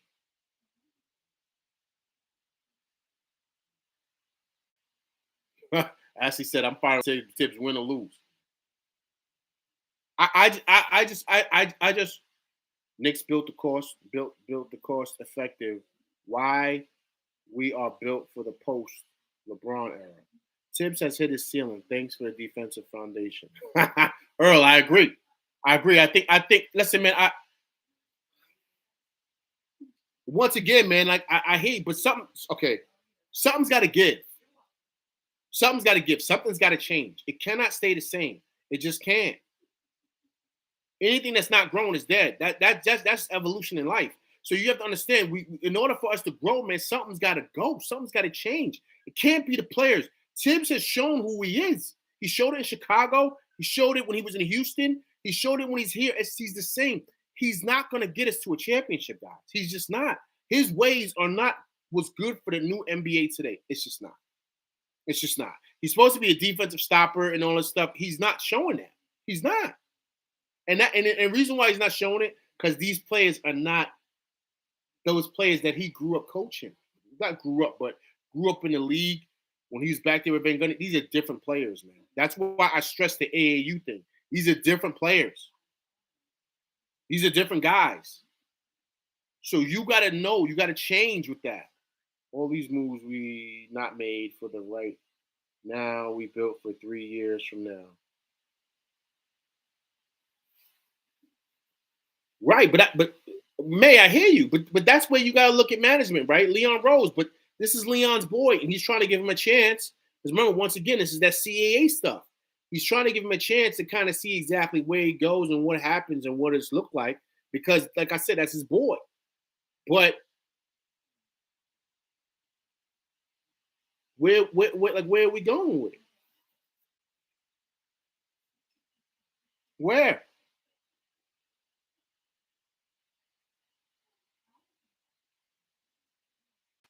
Tibbs is not the guy, man. He's just not.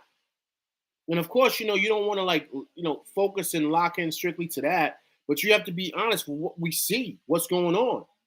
He's making bad choices, bad decisions, man. It's just really, really bad.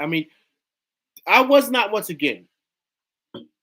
If you can show me how to break a zone defense, I'll give you 20 points. Earl, listen, man. I'm in total agreement with you. And I'm so glad you brought that up. I've been so many topics I've touched on. Guys, listen to me, man. Once again, zone, you learn this stuff in middle school basketball. If they're playing a 2-3, right? You're at the top of the key. You got two wings on the outside. You got the small forward, you got the shooting guard, you got the power forwards down there in the center. Because they're running a 2-3. Two guys, three down there. You know who's open in the 2-3? The foul line. All you got to do is have a guy cut right there.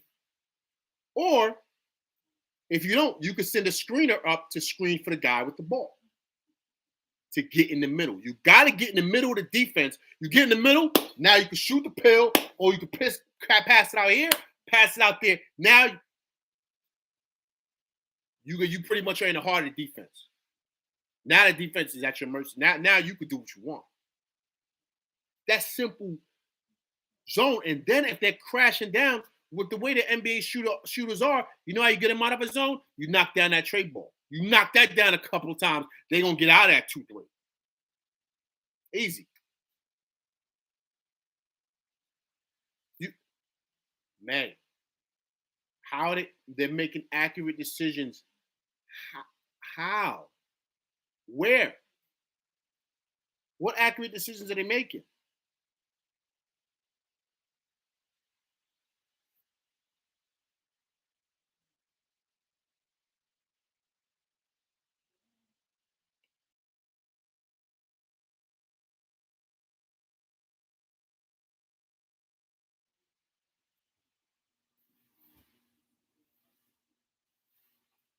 Patience, yeah, man. But come on, man. This is New York, man. You ask for patience.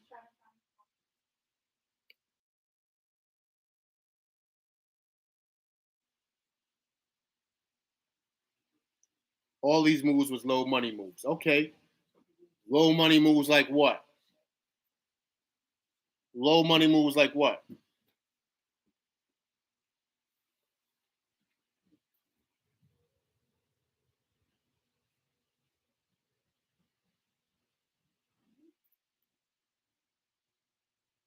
Draft? Big Mitch? What was low money moves?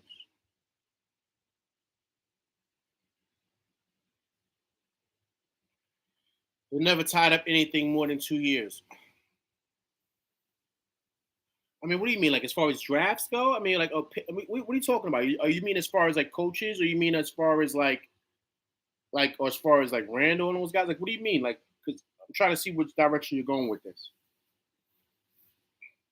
Because the reality of the situation, man, is this: Evan was because we didn't get Haywood. Oh, okay. Okay, so you're saying that they're making bad moves because they don't get a guy.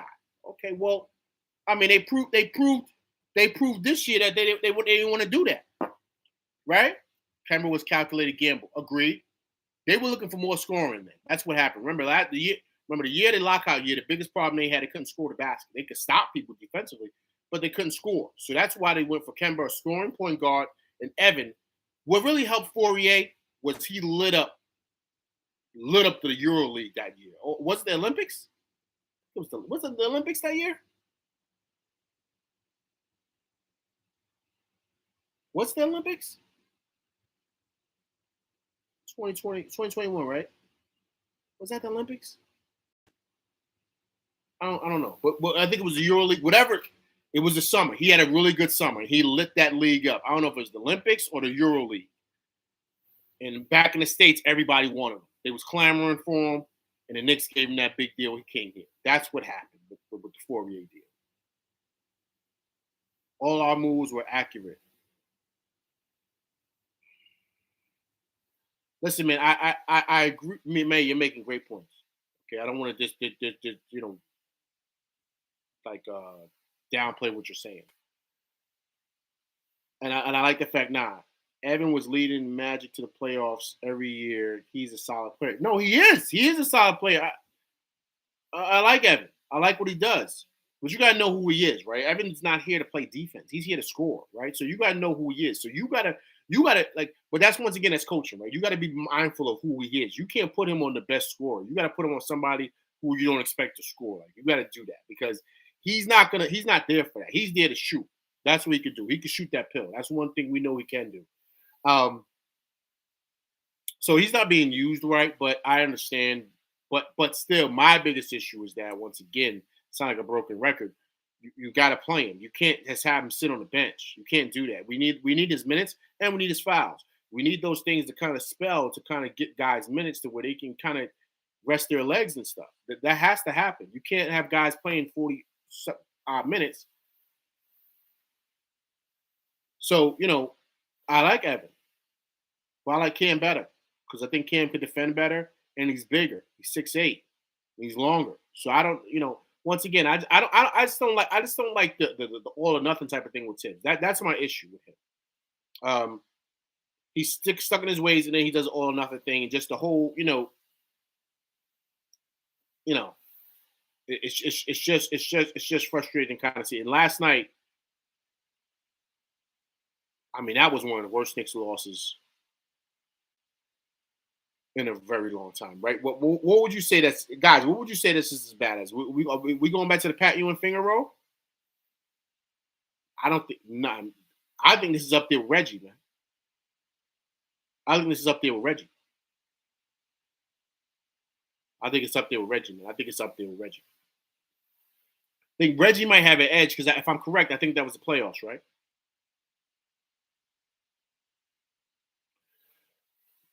May. Okay. All right. Let me ask you this. Okay, May. I love stability too. Do you want to? All right, man.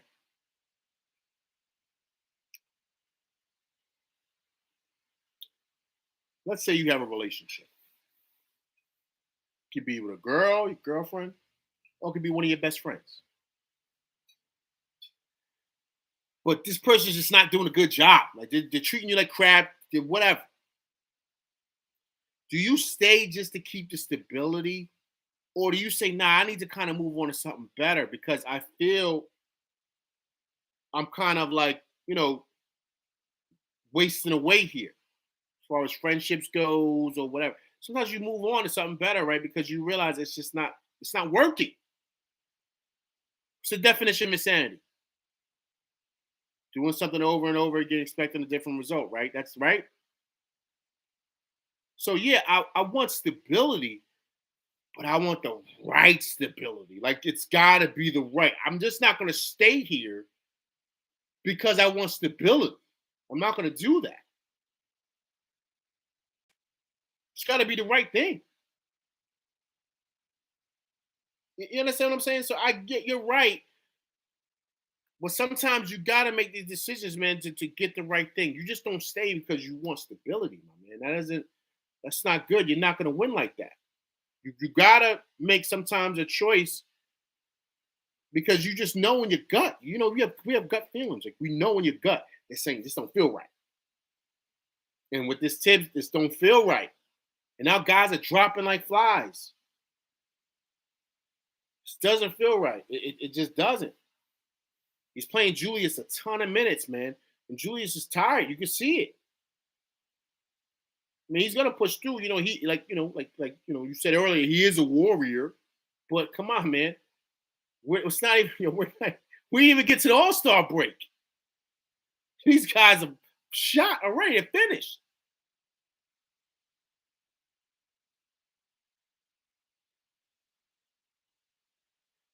Moves just blocked.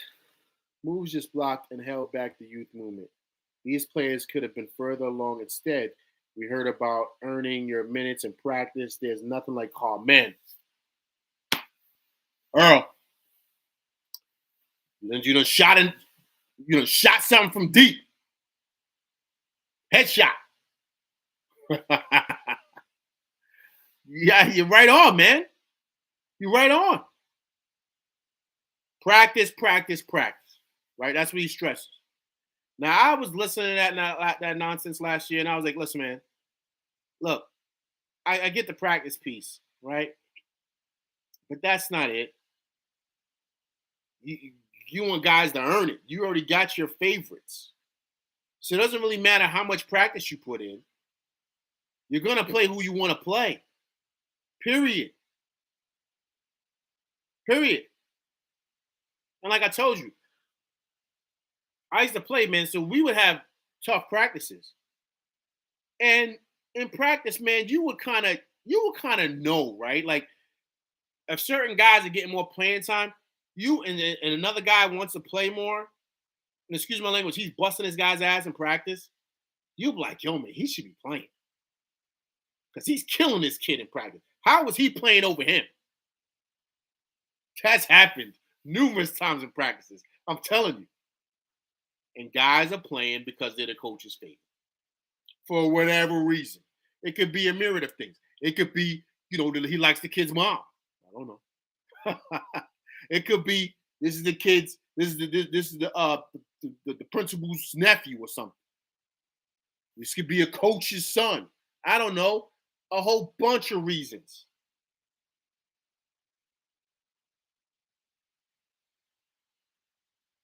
But that's what was going on last year. Yeah, but I think, look, Obi, he looked a mess. Could you imagine him playing more minutes? I understand why Tibbs don't play some of these young guys. Yeah, man. Listen, I understand. Like, in order for these guys to develop, right? In order for these guys to develop, they gotta play. There's no real way to really learn that until you get on the court and you make some mistakes. And then you learn from it. The next game you do better. The next game you do better. It's growth. No one gets shot out the cannon and is ready to go like LeBron James. That's once in a lifetime. Remember, guys, Remember Kobe? Kobe didn't start. He wasn't ready to go yet, man. He had to develop. He had to develop. How did he develop? They kept playing him. Kobe kept making mistakes, but they kept playing him. Remember when he shot them air balls in the playoffs? They kept playing him because they said, listen, I believe in him. I think he can go far. But what if they would have put Kobe at the end of the bench and never played him?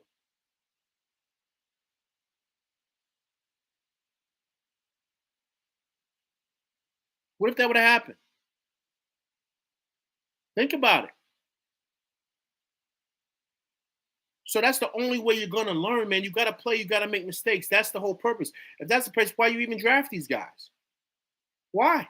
Sit on the bench? Why'd you get Cam Reddish for a first-round pick? Why did you get him over here? To sit him on the bench? Where they do that at?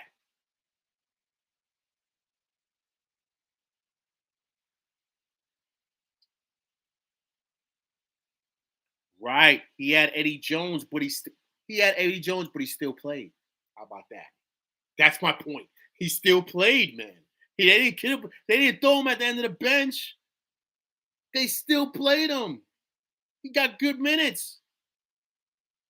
Of course, Eddie Jones was a beast. I'm not saying Kobe's supposed to start up Eddie Jones, but you're proving my point. They still played Kobe even that. They didn't put him at the end of the bench and say, you're not playing because we got Eddie Jones. Because you gotta earn it in practice. That's not what happened. And of course, I mean that's Kobe Bryant, man.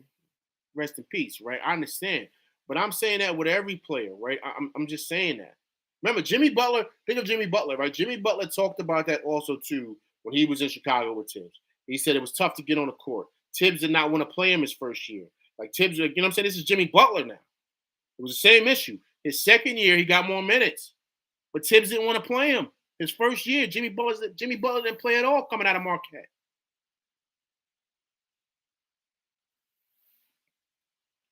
Ashley, I want stability too, but I'm not hiring and keeping Flavor Flav as my librarian to maintain stability. Word up, that's my point. Give Cam the leash Knox had at least. That kid just needs confidence. Listen, I agree with the Cam Reddish thing. I just think that if you feel like with Cam Reddish, he has some lapses in his game, right? Some things that just aren't like appealing, right? There's certain things. I get it, right? But he still has to play because your numbers don't match up. You need bodies for 48-minute game. Like this is a long season, so you still got to play him, the spell guys. So you're in a pickle here because number one, you got guys down with injury. So your bench is we're gonna play six guys.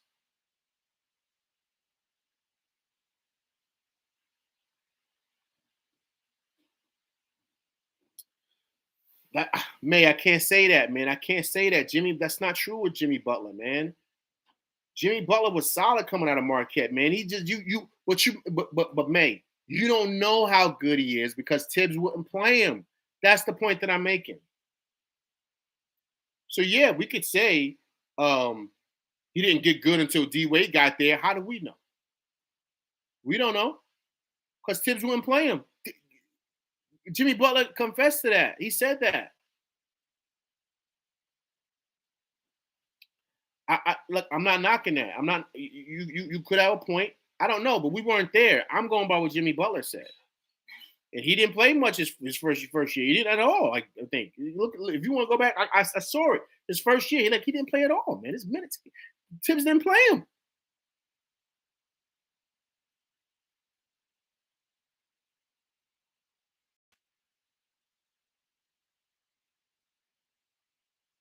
Are you saying when D Wade went to Chicago, right? You're not talking about because D Wade wasn't with him at Marquette. I don't believe he wasn't with Jimmy Butler at Marquette. I don't believe.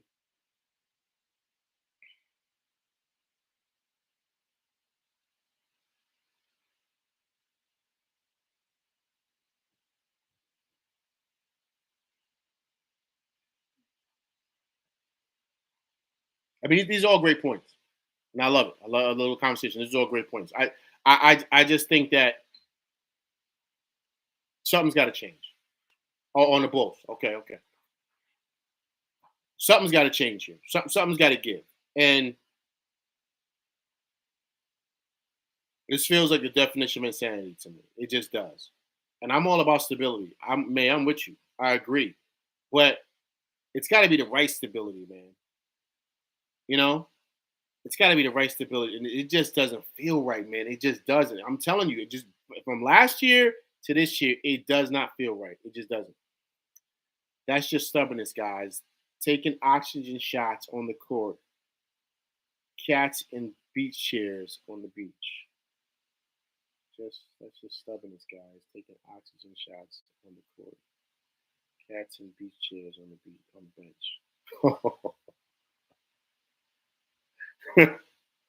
Yeah, man. Yeah, that's just that's beach chairs on the bench. I know, man. Well, he put them in beach chairs, man. They don't need to be in beach chairs. They need to be ready to go. Honestly, guys, let's be honest. Why is he not playing Cam Reddish? Like, why? Why is he? And he knows that we need him. Like, what we need him. Like, we do. Let's not say we don't. We need him. We're trying to get wins here, right? We've lost 4 in a row. RJ just went down. He's not out. He's not for a week. Brunson's out. He might come back and play next game, but he's banged up. Obi's out for I don't know how long. He broke his leg. Like, what are we gonna do, man? Like, what are we gonna do? We need him. We do. So, do you want to get wins or do you want to make a point? Like I'm trying. I'm confused. Which one is it?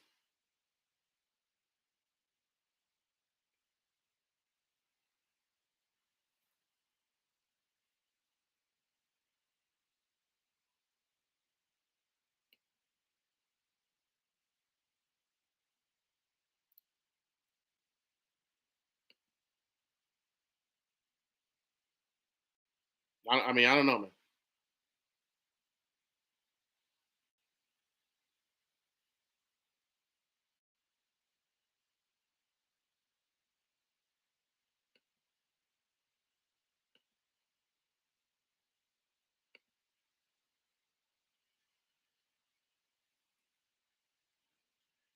I don't know when RJ's returning, Earl.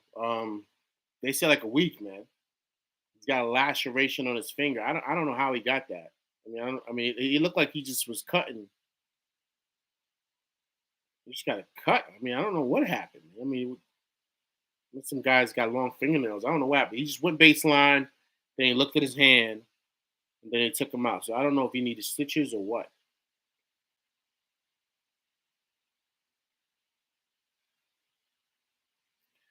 That's the thing. I'm not sure. Cam hasn't requested a trade, and they agreed. Maybe that's why he's sitting. Maybe, man. But here's my point, right? Let's say he did request a trade. Let's say he did, and let's say they're trying to get him out. You got to hurry up and get him out of here. Like that, he's sitting. Or if not play 4-8, I don't care. But you like someone's got to play. They don't have anybody. Their bodies they're down bodies. Like I mean, it's just Randall needs help. I mean, he can't play the whole game. So okay, let's just say Cam did request a trade. Let's make the trade happen, man. He's not hard to move. He's not hard to move. Let's make it happen. Let's get somebody in here that we could play, and let's kind of get the ball rolling, right?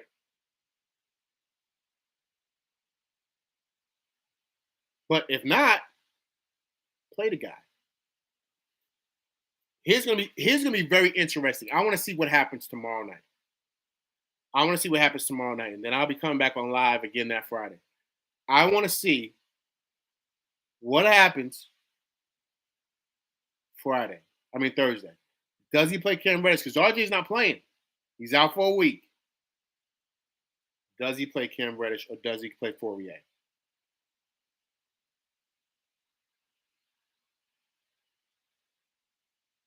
You want to see more of SV? No, man. Come on. No, man. No way. No way, man. No way. No way. No way. No way. No way. No, man. Not over Fourier. No, man.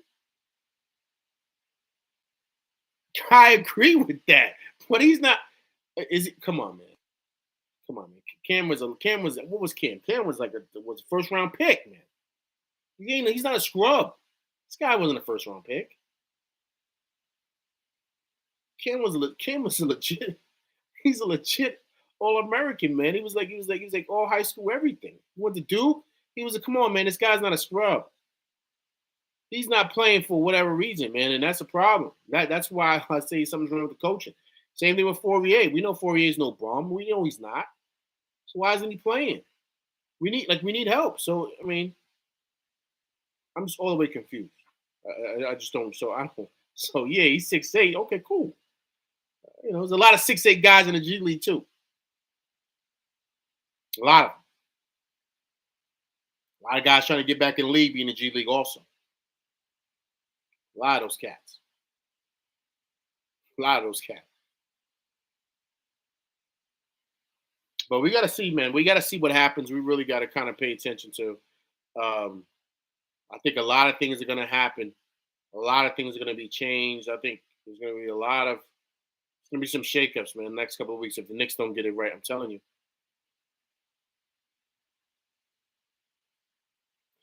I mean, I understand that. Like, in his mate, you could be right. He could be another journeyman. That's cool. But whoever you're getting back for him is another journeyman also. So they're going to play that journeyman because they need bodies. So why not play him? He's young also. How old is Cam? Cam's what, 21, 22? I think he's the same age as RJ. He's young.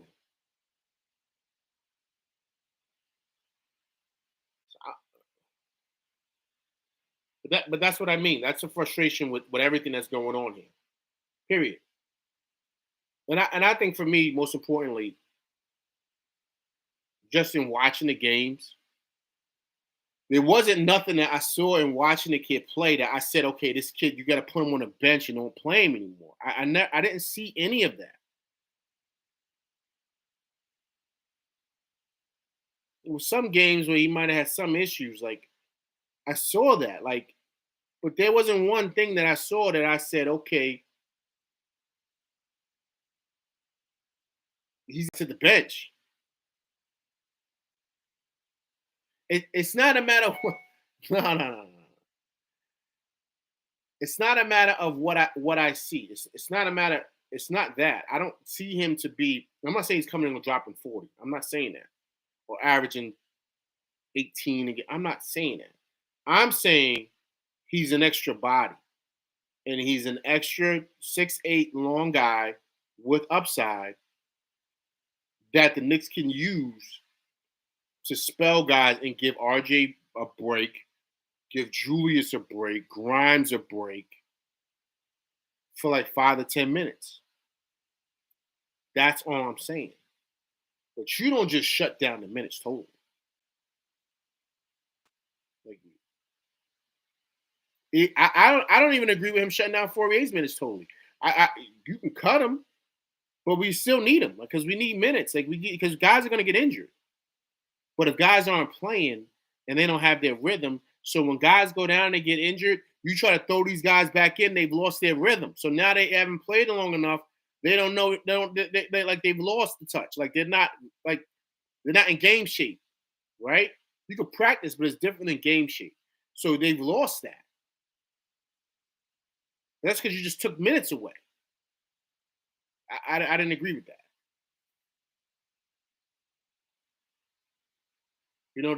There's more. There's more that goes into a team than a guy coming in dropping 20, right? You got to have a guy that's going to come in and just give a guy minutes. I mean, just give a guy time to rest, so you can get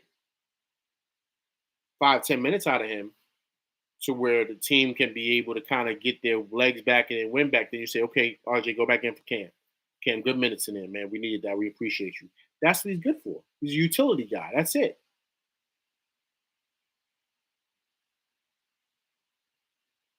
So that's why I'm a little lost.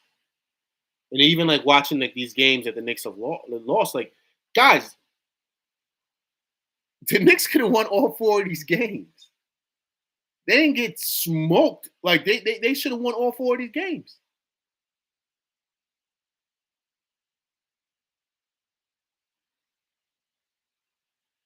Like they should have won all 4 of these games. Period. They should have beat Toronto that day. They had it right there. Um, they were up on Philly. They should have beat them. Fourth quarter, the legs were shot. They definitely should have won last night. And who else did they lose to? Oh man, who did they lose to? Who else? Somebody. Oh, and in Chicago, they should have beat them. DeMar DeRozan just hit, but they should have beat them. They had them.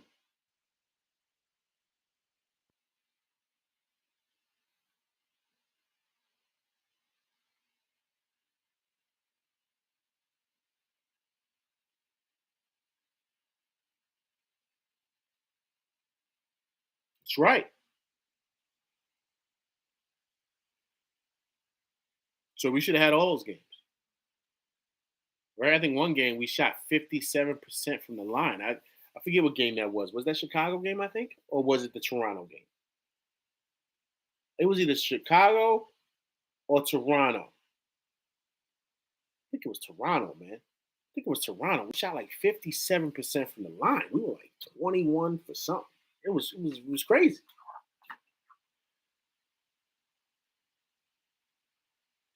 So it's a lot of things, man. But I just want to see exactly what they do.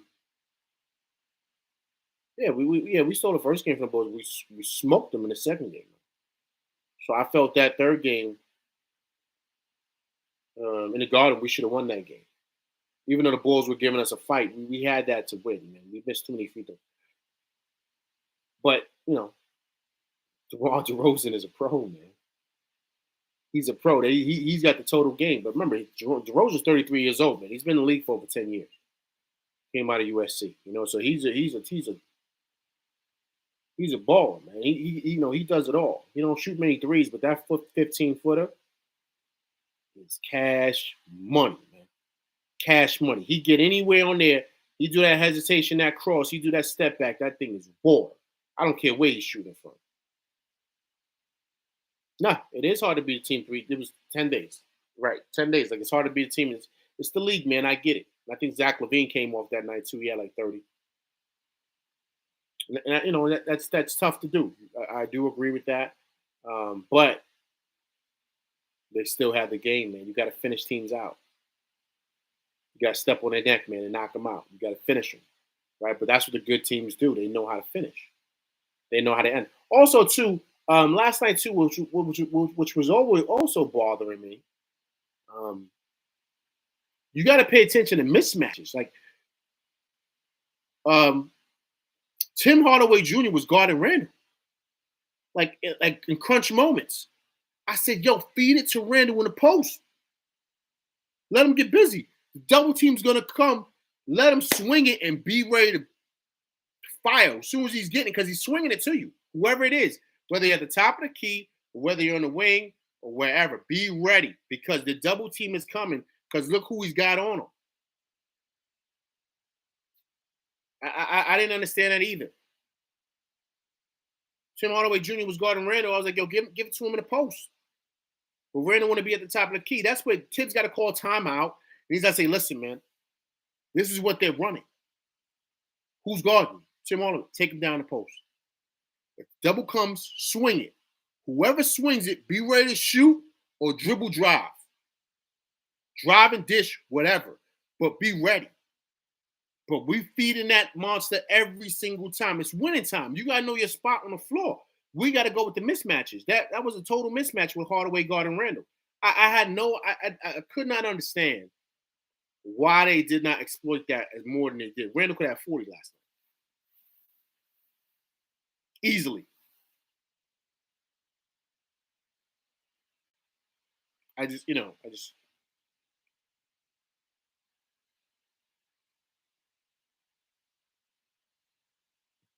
Right. Good point. Good point. Good point. Good point. But it's a long season, man. It is. So when you have a young team like this, guys, look, this is why the coaches get paid so much money, man. This is why they get paid so much money. You gotta coach grown men. You gotta coach these guys up.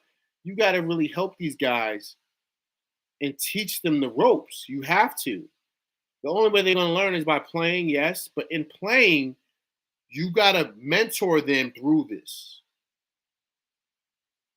So growing, right? We get that. But it's important to really help guide them because it's not just shooting and passing, man. You got to be able to think the game. You got to know the game. You got to be smart. You got to know in-game situations. You have to do that. But in order to do that, in order to learn that, excuse me, and to know that, you got to be told. You got to be shown. You're not just going to get it. So a coach who has, I'm going to say, dinosaur years in regards to the NBA, Thibodeau, has seen everything. He's got to reel them in, man, and say, look, it's 2 minutes left in the game. We're up by 4. This is what I want. This is what we got to do. This is what your responsibilities are. This is what your responsibilities are. This is what we're running. If they're doubling that, this is what you got to do. This is how you adjust. You got to coach them, man. And that's not happening. It's not. You can see it by late game executions, man. That tells you everything because the same thing keeps happening. So that's telling you, okay, they're making the same mistakes. So what's going on? It's kind of like last year, guys. Remember last year? They would come out in the third quarter. We would call it the third quarter doom. They would not be ready to play in the third quarter. And they would lose most of the games last year in the third quarter. You were like, yo, what's going on at halftime? What are they doing at halftime to where they're coming out and it's like they're out to lunch?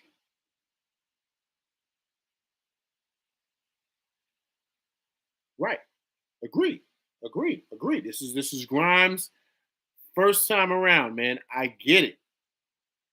That's why coaching, I agree, man.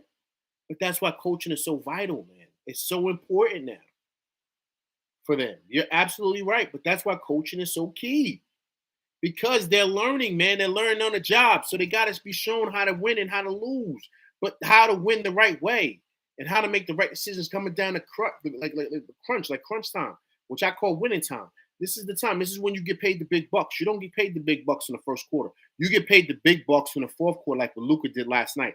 That's why he's getting what he's getting, and he's getting the accolades he's getting because of stuff like that. It wasn't what he was doing earlier. It was those crunch moments, man. He was making big plays. But with a young player like these guys are, you got to guide them, man. They don't notice. Their first time in the NBA in a couple of years, like first time them getting, like you said, playing these amount of games, starting. So they're not going to know. They're seeing this stuff all for the first time.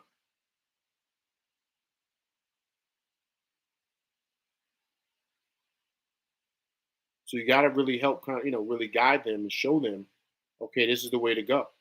This is what you have to do.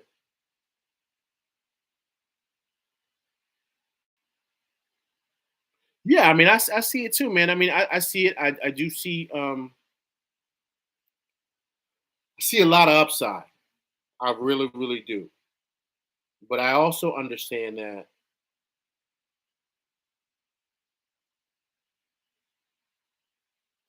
this is a very, very trying to look for the right words. It's a very, very you gotta be careful here. You gotta be careful here because you don't want your players to take a downward spiral because they're not being coached the right way. You want them to kind of be on the rise constantly. They don't get on the rise constantly by playing 40 something minutes. That's not how they learn, man. That's not the right way to learn in this league. You know how you learn? You learn by making mistakes and playing through those mistakes, not getting yanked out because you make a mistake. You know how many times Sims was getting yanked out because he made a mistake? Obi getting yanked out because he made a mistake? Like that's what happens. You, Tibbs does that all the time. You don't learn like that. These guys are learning on the job. They're making mistakes on the job, but also too, they're getting a lot of playing time. That should have been happening last year. We get it. It didn't. So now it's happening this year because trust me, man, they hear the whispers. They hear people screaming about the fact that they didn't make Donovan Mitchell deal. Trust me. How they believe in what the young players they have, blah, blah, blah, blah, all the stuff that they said. So they understand they got to play these guys now. They know that. They know that. So that's why these guys are playing because they understand what the deal they're supposed to make and it didn't happen. So now what are smart people going to say? They're going to say, okay, it's about the young players. All right, so play them. We want to see what we got. Since you didn't want to trade for a 25-year-old three-time All-Star.